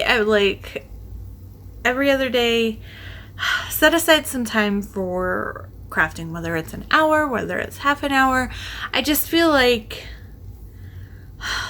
I just have too many projects that I would like to do, and I have too many projects both for other people or just things that I would like to do, or just things that, like, I have this, I want to make a necklace holder with a dowel rod, and I saw it, I feel like, on Pinterest, or because I don't really get on Pinterest anymore, but I still get the like weekly, hey, these might be interesting to you emails from Pinterest. And I found one that was like for necklace organization. So you do a dowel rod, and And then you get little hooks that are wider to fit over the dowel rod and then thinner on the bottom. And then you can hang your necklaces up on that. And then they're all hanging and they won't get tangled. And then I was like, why don't I get a thinner dowel rod and wrap it in some like fat quarters or something and give it a little bit of a fun take, you know? Plus that'll be kind of smooth things out having the fabric there. So, I mean, that sounds super simple, but I know it'll be harder than you expect to properly glue fabric around a dowel rod in place. So it'd be nice to put that together. And then instead of having, cause right now I just put my necklaces back up on like 3 or 4 command hooks because I don't wear them super often, but I feel like I'd wear them more often if I could see them like more organized and pretty. So it's like little things like that too that I also have on my crafting to do. So I just need to, I don't know, I have too many things that I want to do and there's not enough time in the day. And it stresses me out and I get down on myself about not doing them or putting them off. And then I get kind of in a funk, and then all I do is just read and end up not doing anything. So I want to, especially this summer. And now that I have been making some progress, I have gotten a couple more boxes undone. But you know, they're not from what's back there because I want to be able to finish organizing the craft room and my bedroom. And then I can start doing, like, I know there's at least 1 or 2 boxes of like knickknacks that I can put up. So now that I've got my final bookshelf for now put away and organized, I can start putting knickknacks up in different places. And I have some of my drawers figured out on what I want in some places. I emptied out a couple of my entryway cubbyhole spaces that I just threw books in because I didn't have enough space for. So now those are empty, so I can figure out what I would like to put there. Maybe I'll move my junk drawer stuff there. So it's just like a lot of little things, but we have a 4-day weekend, which is great. Tuesday, I mean, technically I'm going to have like 3.5 days because I'm sure we're going to do food and fireworks and then walk down to the city stuff and do fireworks on Tuesday night, which is no big deal at all. So I want to wake up tomorrow and typically I do my like to-do list for the weekend on Friday nights, but I decided I'm going to just take tonight. It's 8:30. I have been. Today was Stuff Your Kindle Day. So I knew I wanted to get that done. I didn't go through everything this time. Typically I go through like at least a little bit of all of the things, but I looked at sci-fi romances, I looked at fantasy romances, paranormal romances, and then I did a quick run through of the like BIPOC section of contemporary, the LGBTQ section of contemporary, and the authors with disabilities section of the contemporary. I didn't go through all of them. Anything that said multiple partners, MMF, whatever amalgamation you would like to use, whatever pairings it is, poly, RH, why choose, anything like that, I skipped. I didn't even look at blurbs. I was just like, I'm not into it. I'm not into it. I'm not into it. Typically, I also will look at the sweet or wholesome or clean romances. But this time I just skipped them because while I have had luck with some of those in the past, lately they haven't really been, the ones that I've picked up haven't really given me quite what I need. So I feel like I need to be a little more curated in those choices before I'm really like comfortable in just free reading new authors, if that makes sense. But so yeah, I still ended up with, when I was deleting the emails, 158 books, I think, but they're all free. So, well, actually, all of them except for one was free. The other one I didn't notice, and it was on sale for $2.99. And I noticed after the fact because I was just like, click, click, click, close the tab, click, close the tab. And then I got super annoyed. So then I had to go in and I had to do a refund and get my credits back. And thankfully I had like some Kindle credits for like delaying shipping packages and stuff.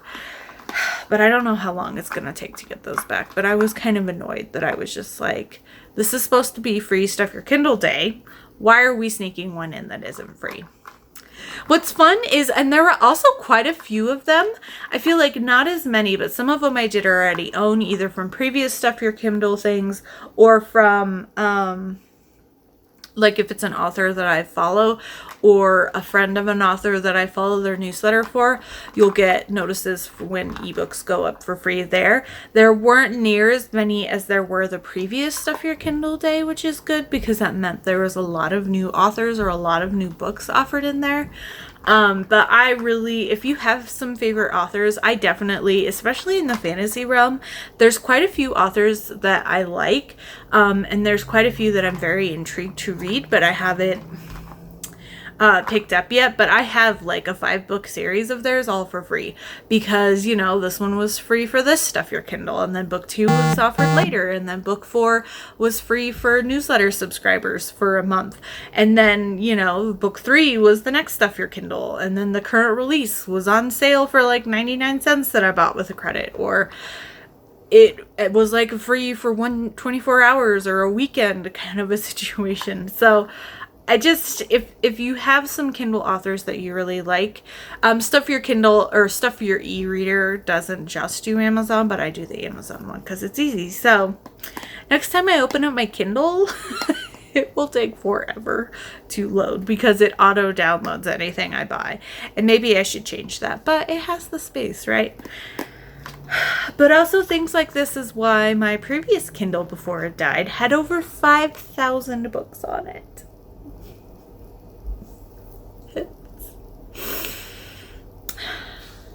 Maybe I should be more choosy, but they're free, so it's not like I'm wasting money, right?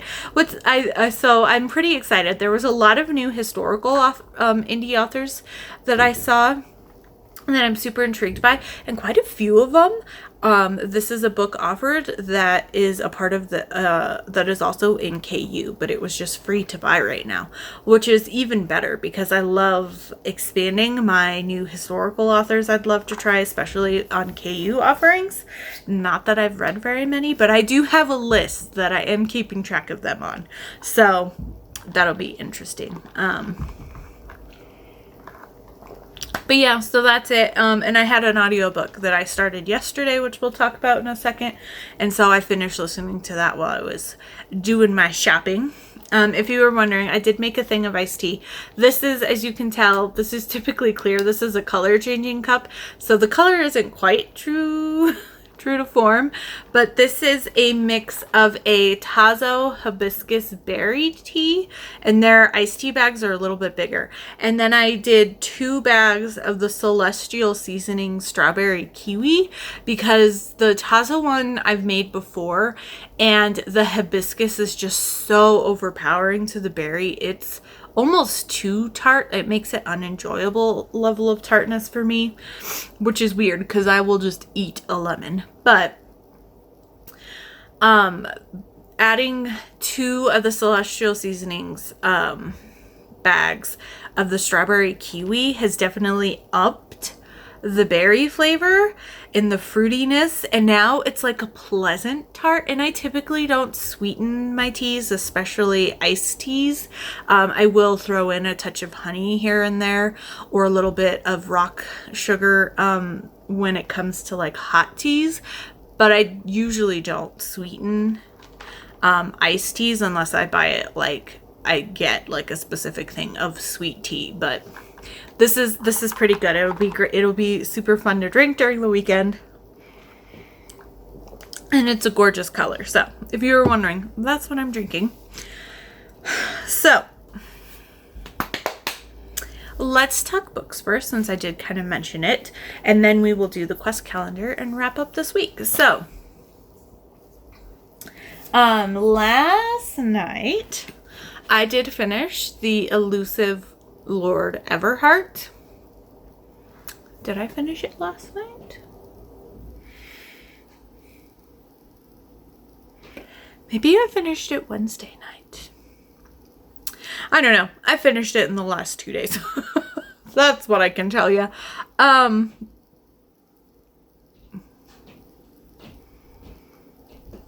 Yeah, maybe I didn't finish. Maybe I finished this Wednesday night. Yeah, I finished this Wednesday night because when I filmed my update with you, I had less than 100 pages left. So yeah, I finished it Wednesday night in bed. And I'm going to give this one 4 stars. I definitely enjoyed it. There was a little bit of silliness because I was kind of teetering on 4.5-ish when I got a little bit farther. Of course, some of the things I was complaining about in the previous clip, like, were taken care of right away. But my big thing of knocking it down from 4.5 stars to 5 stars was we have this letter that her cousin has, and we find out that Gabriel broke his ankle, his leg, or his high ankle, or it's his leg above the ankle, but it's his leg bone. Because that's connected to the hip bone, right? My brain just completely farted and lost all the words in it, as you probably saw. My brain just empty out. It's been a day, guys. It's been a very stressful, crazy Friday. I'm so happy it's the weekend, let alone a long weekend. But okay, so she finds the letter of her cousin's husband, Callie's formerly maybe not paramour, potential match. He finds it and returns the letter in the little box that it was tucked into. And of course, Callie reads the first line, and the first line says something about a siren, and she immediately freaks out. And this is, of course, after her and Gabriel go all away. She's officially ruined. They spend all night going at it. And she's leaving the next morning to return to her journey, traveling to her brother's estate in Scotland, because they were on the way there when they stopped at Fallow Hall to visit their cousin on the way up there. So she freaks out because in the letter to her, he refers to her as his siren, and none of the other Casanova letters referred to that. That was something that was only referred to in her letter. So then she kind of freaks out. She also figures out that it was Gabriel, and this was a huge whole thing before, and then the like argument-ish of them both realizing and talking about the fact that he wrote her the letter is what led to them consummating their relationship, I guess. So she freaks out because she sees the siren thing, is crying, tells him off, and leaves and heads to her brother's estate. You know, she doesn't even read the entire letter. She literally reads one line. But even then, she just saw what she feared the most, despite all of the conversations they had the previous evening. So she definitely didn't actually read the first letter, because if she had, and this is a spoiler, but she would have seen that he was basically telling her cousin, I already have a siren. I already have a lady I'm in love with. I already have someone I want to be paired with. Basically, stop flirting with me and trying to get, and like, stop convincing yourself that I'm into you and that I want to be with you.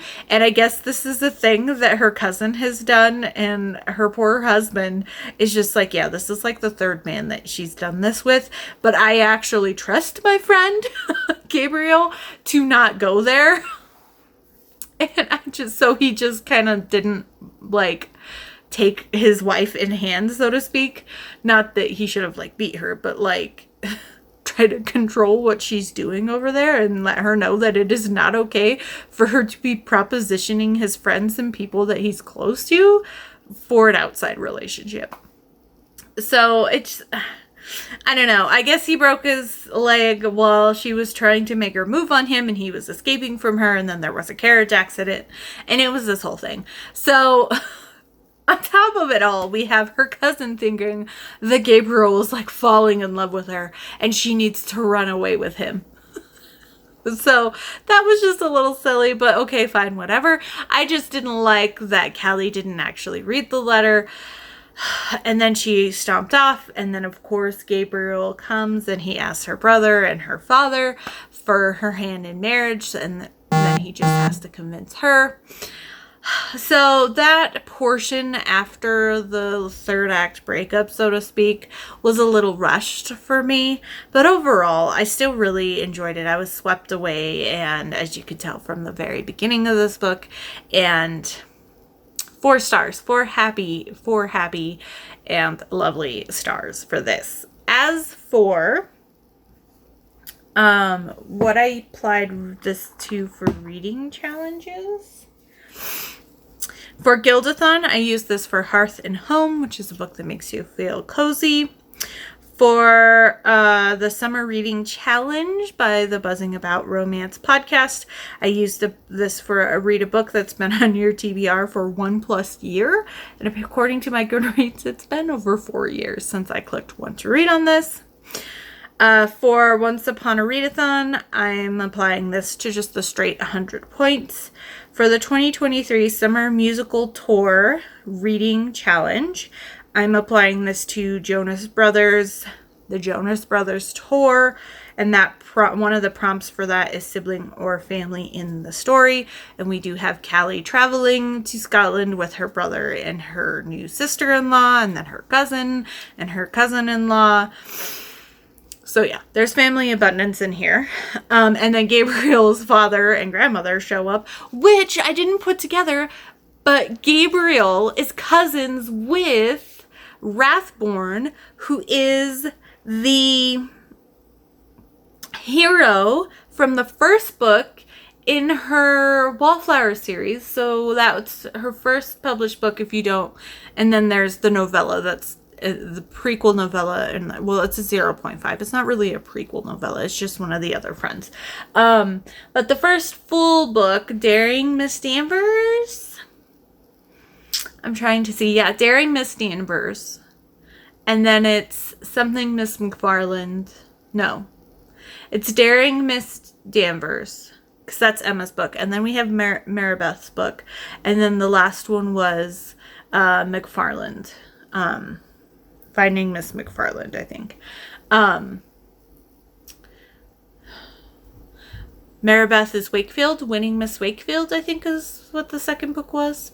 I don't know. I'm looking at it, but it's like too far away on the top shelf. And it's too small of print that I can't read the spines from here. But anyway, so Gabriel's grandmother is the same grandmother of Rathburn. So they are cousins, I'm guessing. So that was really cool because when Callie meets his grandmother, she's just like, oh yeah, I'm friends with Emma, and now she's married to your other grandson, kind of a thing. So that was also cute because even though I knew like everybody was kind of connected, there's even more connections than I thought coming into this series. So that's also super fun. But anyway, the last challenge I applied this to is Read the Season Summer, and this is for holiday number 1, and I applied it to the letter E, because you can drop particles when you're doing the titles and series names. So there is that. I finished that Wednesday. Then yesterday, Thursday, at work, I was like, I'm going to pick up an audiobook. We had a couple quiet moments.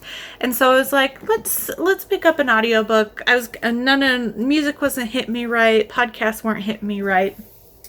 So I decided to go with Love Lies by Cynthia St. Aubin. This is the 3rd book in her Tales from the Alpha Art Gallery series. And like I mentioned, I did finish this today when I got home.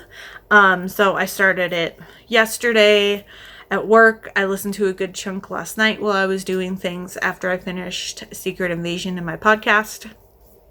Then I switched over to that. And then I tried to read a little bit at work today, but it just didn't. My stress level, my brain just could not focus on anything. I was hopping between music. I was hopping between podcasts. Nothing was really kind of just like hitting me today. I just was getting so stressed out that nothing was quite kind of affecting my mood enough to kind of help drop those stress levels, which was also really frustrating because usually I have a couple go-to playlists or a couple go-to artists. I even tried freaking Frank Sinatra, which is always my like calming place, and it just wasn't doing it today. But like I said, I finished this when I got home. So I'm gonna give this book 4.5 stars. Maybe if I wanted to be super, super picky, I'd give it 4.25 stars. I'm going to round it down to 4 stars on Goodreads. Now, here is why. We do have more of a love triangle situation with Detective Morrison. She kisses him, but it's when she's all like amped up in like a mating instinct because her werewolfiness is kind of starting to be amplified. But you know, the humor, Hannah, I love Hannah. The humor just hits me. This book cracks me up. The narrator is so freaking good. I love her voices. I love the situation. But once again, we have a book where Abernathy still is not 100% honest with Hannah. He's hiding so many things, and it's driving me nuts. This is the 3rd book in a 4th book series.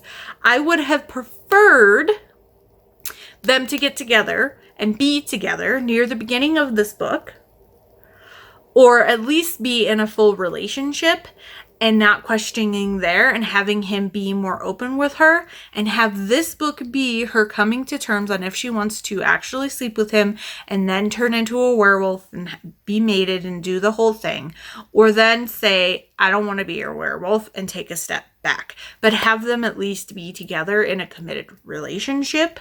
This morning when I was getting ready for work, I was yelling at my phone. We were at 60 something percent, 65%, 70%-ish around that area. And she ends up with Morrison. And he is, flirting with her.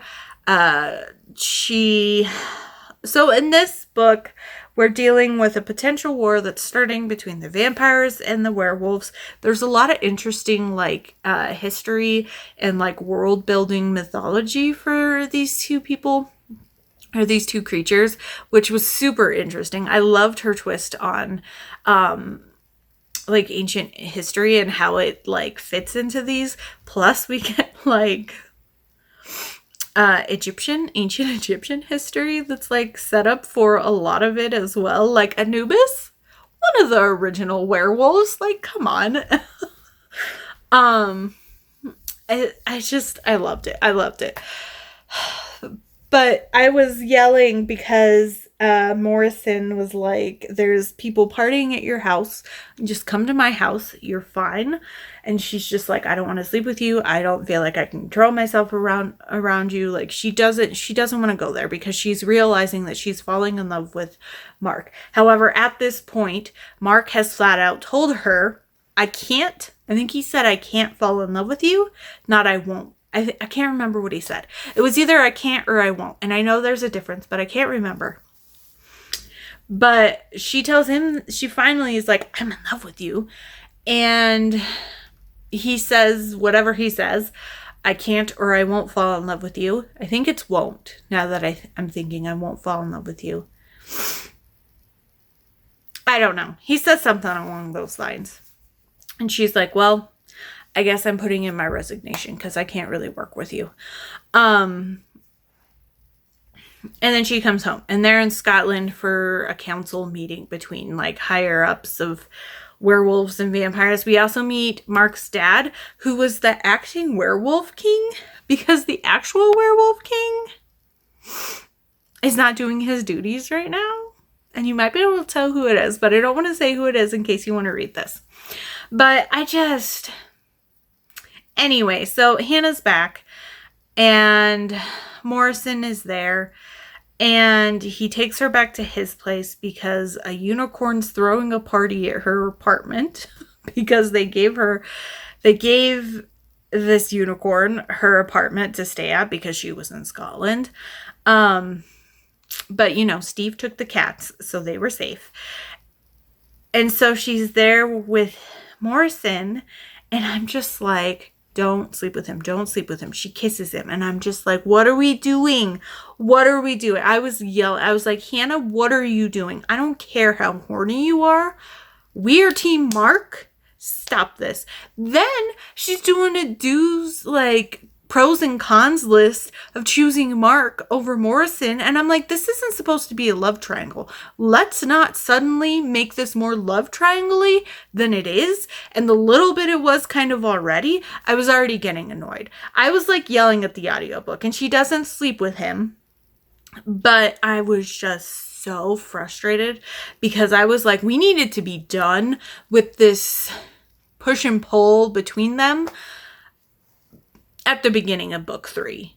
And I didn't like that she still was talking about how she could see herself with Detective Morrison. And I was just like, and he still popped up all the way through the book. I'm just like, that's my biggest thing there. And then something happens with him at the end of the book. So, but,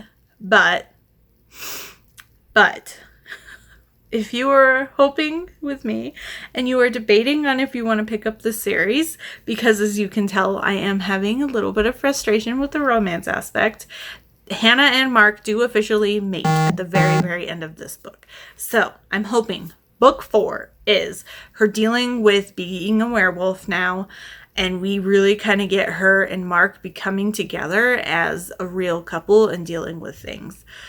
For longer book running series like this, I mean, even though it's only 4 books, but when it's all set around the same couple, I just really prefer for the couple to be solid at least halfway through. I mean, if you want to push it a little bit past that, that's fine.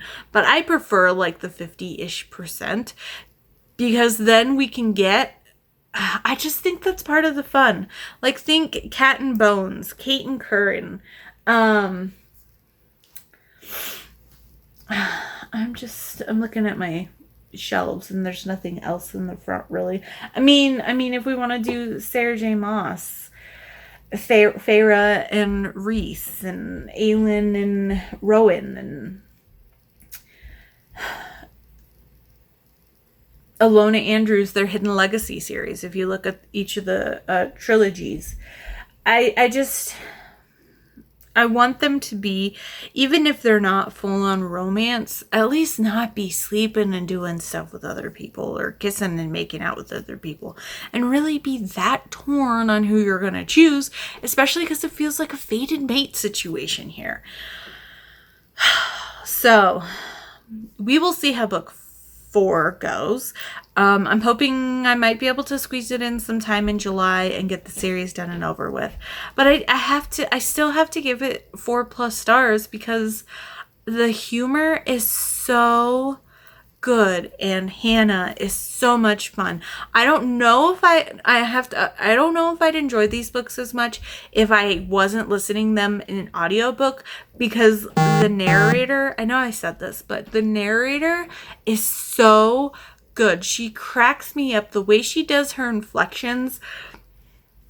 The way there was one conversation where Hannah is talking, then Hannah is talking like Mark, and then Mark's talking, and I was just like, I don't know how the narrator is doing this this quick, because it's fairly quick, witty banter. It definitely gives me kind of the Gilmore Girl bantery vibes at times. And then plus Hannah's obsessed with cheese, which I love. But I don't know if I would like these books quite as much with the way that the romance is kind of not hitting where I need it to. if it wasn't for the narrator. So let me, since I'm here, I'm going to pull up my Hoopla and see who the narrator is so I can keep her in mind, and maybe I'll even favorite her so I can look at other series that she's done. So I'm going to kind of leave it at that. It says Stella Hunter. I am favoriting Stella Hunter. Oh, wow. She has quite a few books available in Hoopla. Okay, I'll definitely have to see some of the other books that she's done. But Stella Hunter, I'm a fan for sure. So, reading challenges. For Gildathon, I use this word combustion, which is a twist or a surprise. For Once Upon a Readathon, this worked for the base of 100 points. For the 2023 Summer Musical Tour, I use this for Sing My Songs Tour. And this is one of the options is read a book with a mystery. Read a book with a thriller that's a thriller or with a mystery. And so I did with a mystery, because we have, more supernatural creatures dying. Vampires are dying in this one, and they're trying to figure out who it is. And then for Read This Season Summer, I applied this to holiday number 1 for the letter L. So there's that.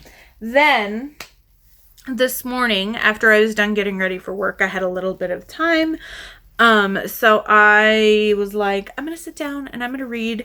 And I did start Book 2 of The Rakes of Fallow Hall, and this is The Devilish Mr. Danvers, which, if you remember my little rant earlier on, Rafe is our hero here. He is the older brother to Emma, who is Rathborn's wife from Daring Miss Danvers, which is the first book in her first series. So, Raph is the older brother of Gabriel's cousin's wife.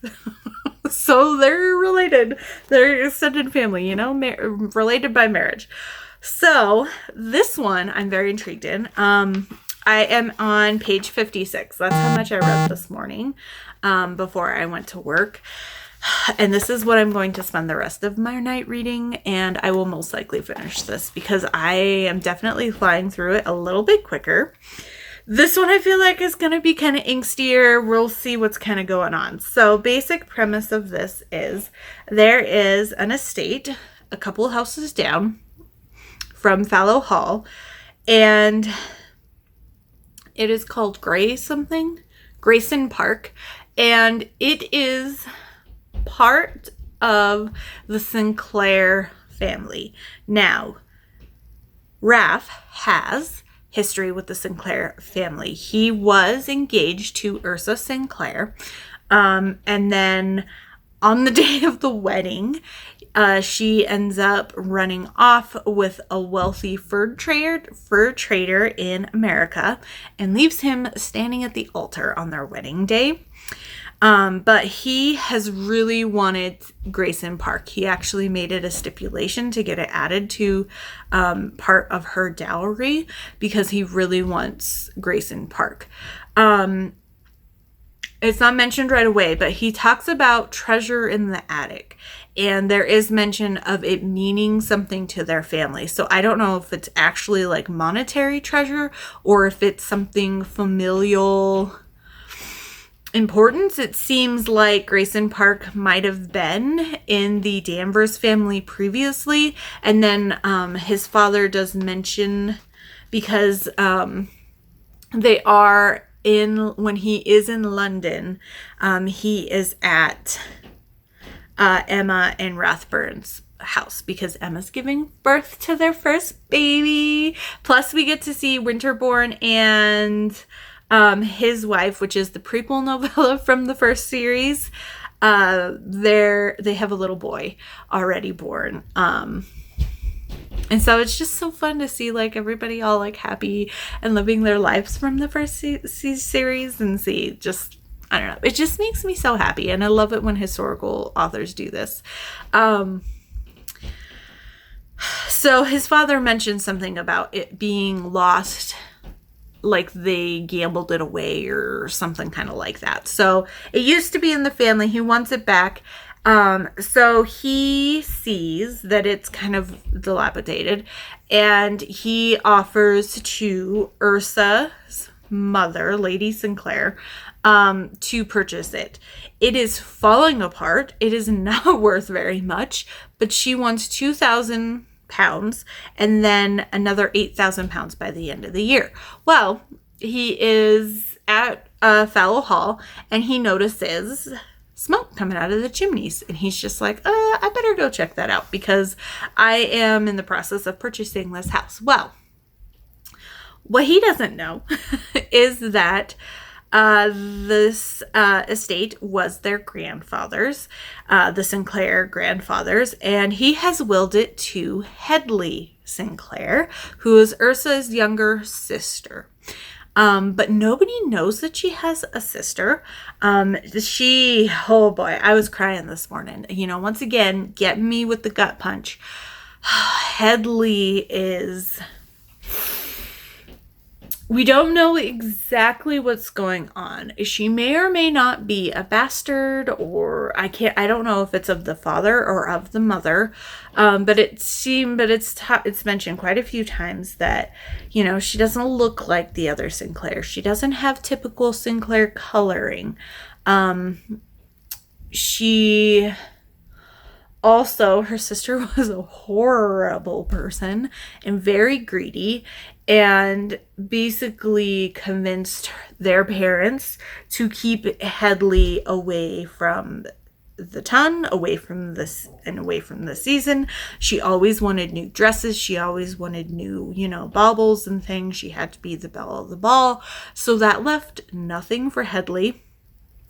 And so Hedley was kind of locked up. She talks about how, now that she's escaped the attic, she will never go near another attic as much as she can.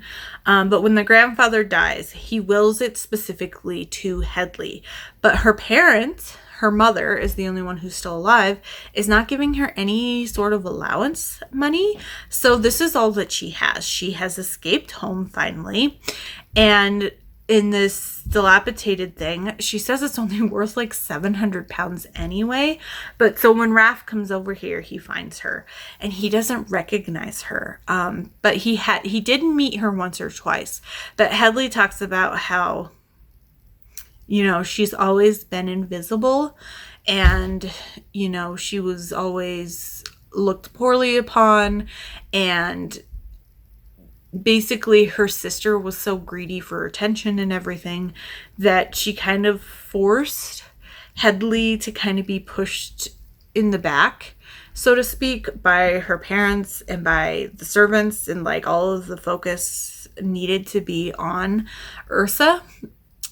And Hedley didn't look right. Hedley didn't look like a Sinclair. So she would ask pointed questions. And there's a mention like she would ask, why hasn't her hair turned dark? Or why hasn't her eyes turned brown instead of blue? And, then Ursa ended up with a whole bunch of new dolls and stopped asking questions. And so Hedley has kind of learned to make herself invisible, and she's learned skills to kind of make herself unseen, because the only way that she was able to escape the attic was when she learned to pick a lock, and then she kind of had to teach herself to become invisible. And she said even servants wouldn't notice her, because it was just, nobody even acknowledged that she existed. And Raph had seen her a couple of times in the garden, and I guess when she walked, she would hold her arms behind herself, and he gave her a nickname called Armless Girl. He called her that once. And that is the only time in her life that she feels like she has ever been seen, is Raph calling her Armless Girl. That is the only time she's had like a nickname or anything, and it broke my heart. But so when they meet again, of course, we get the dog. The dog is back from the first book. He's called Duke in the first book. He has like 4 names. It's really funny because nobody knows what to call this dog. But he kind of was a matchmaker for Callie and Gabriel, which I didn't really mention, but he's back. And Raph calls him Boris because he thinks the dog looks like a Boris. And so Boris kind of brings them together and knocks them both over. There's an ice storm happening. And so Rafe is kind of trying to figure out, and then it finally comes out that she owns this. It was her inheritance. Her name is on the deed, kind of a situation. So he has to try to figure out what's going on. Well, where I'm at is her sister has suddenly come back to town because someone overheard one of the servants that the groundskeeper of Grayson Park used to be a gardener, and that was like where her freedom was in the garden. So she knows this groundskeeper, Mr. Timms, and when he was at the other estate before coming here, he said that he overheard that her sister was back in town with her American husband. And there's talk about how at one point Grayson Park was owned by someone who had a lot of riches. I can't remember what specifically it was, if it was like mining or gold or something like that. So now people think there's hidden treasure. And, you know, her greedy sister and her greedy mother... And her mother is the one who was conning Rafe for 10,000 pounds. And when he says this, she's like, it's not even worth 700 pounds, according to the family solicitor, who notified us that this was my property. And of course, her mother is pissed that Headley has this. And even though Headley has this inheritance, her mother still tried to sell it off. So, you know, we're dealing with a horrible family here.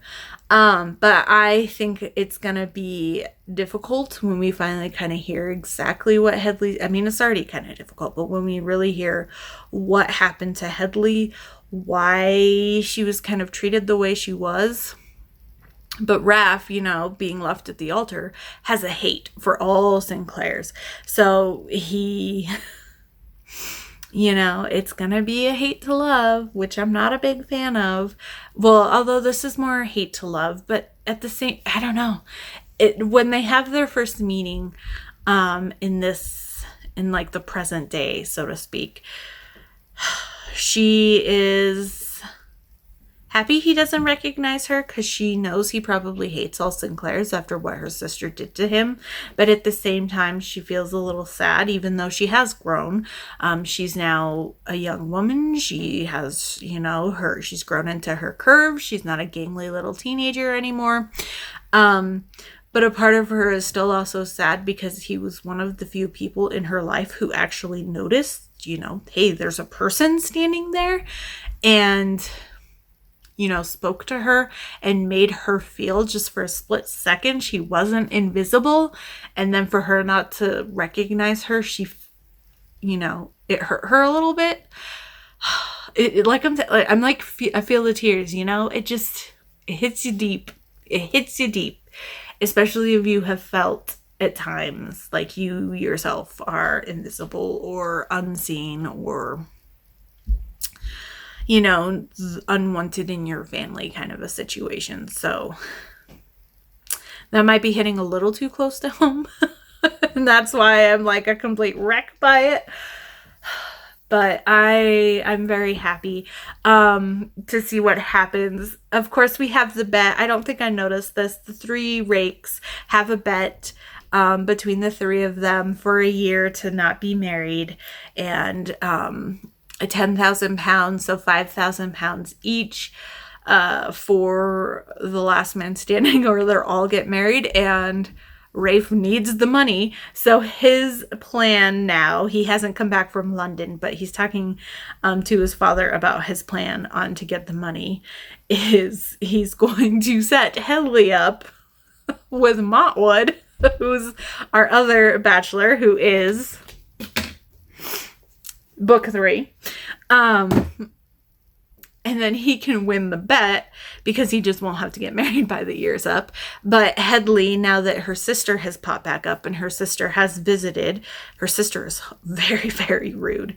And basically plays it off like she's mentally ill, like insanity type ill. And so her husband kind of is like, oh yeah, like a parrot, you know, they put him in cages for their safety kind of situation. And I'm just like, oh, Okay, we're going that right. Okay. So now she's thinking that the only person that she could even go to for help is Raph.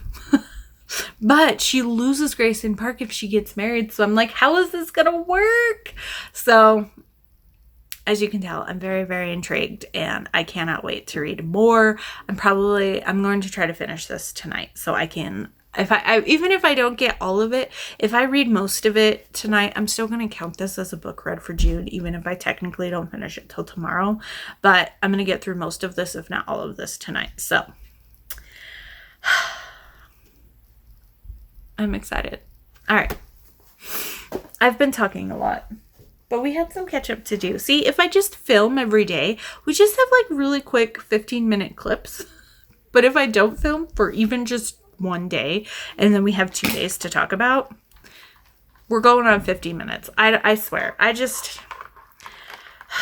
got to get a little bit of talking done a day, and then I'm good. Otherwise, I talk forever.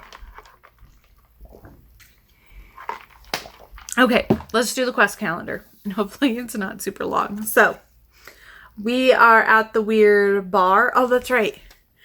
The extract of apathy. So, let's see what happens next. Oh, okay.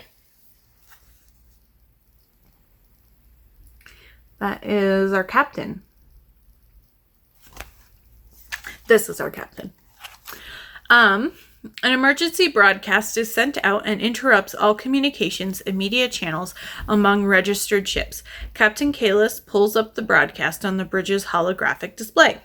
1. Hear the message. 2A. Negotiate the award. Or 2B. Negotiate the reward. Okay. We're negotiating a reward for something. Okay, so number 1. Hear the message. This is Security Secretary Amalia Boons with an urgent message and mission for any available vessels in the area. We have identified an unknown threat just outside of the Phobos system. An object larger than any known vessel is fast approaching our planet. Many lives could be in danger. No remote scanners can identify a signature. We need a scout team to intercept and identify this threat. If you are capable and willing, send your tracking information and we will reward the first ship that delivers a visual ID. In the meantime, we ask all other ships, both public and private, to avoid this area. Good luck. Cool. So,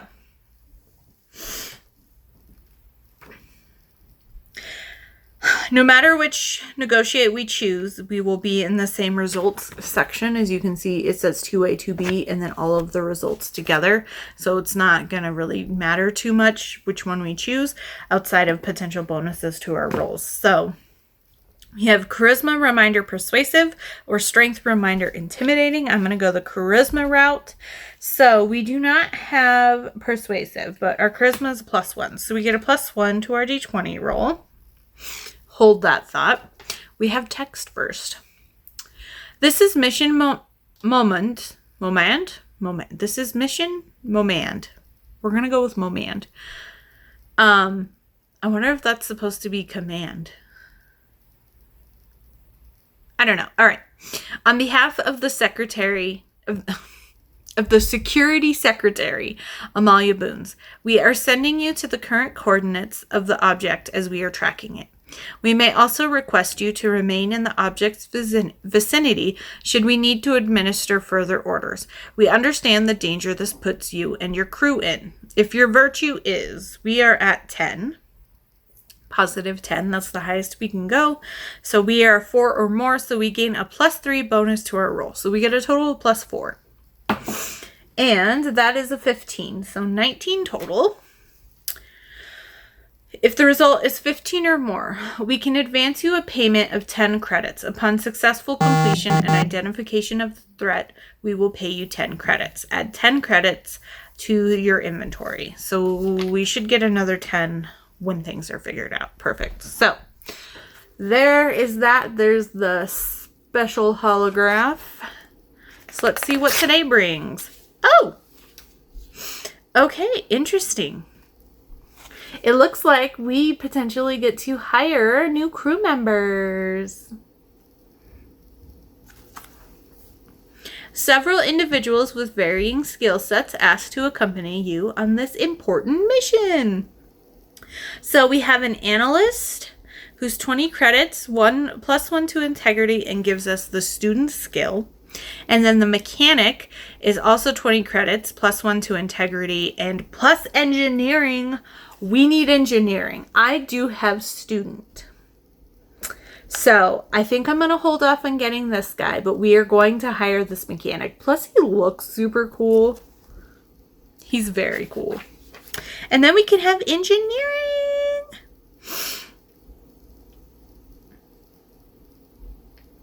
Okay, cool. So let us take a look. We will look in our back here. So we just got 10 credits. That means they only technically cost us 5 credits. Or 10 credits. I can do math. Mechanic. There he is. There's our little guy right there. He's upside down. Okay. So let us look at our ship. So we could put him in the engines, the weapons. So, you know what? I'm going to put him in the engines, right? The mechanic goes in the engine section. That makes sense. Okay, so there he is. Our mechanic is in our engines. So I will add another integrity to here and then add engineering to our skill sheet. So that is it. That's a perfect way to end off this week. I'm super excited. It looks like we're going to start another fun new mission moving forward. So I'm going to stop there so we can try to keep this clip under an hour.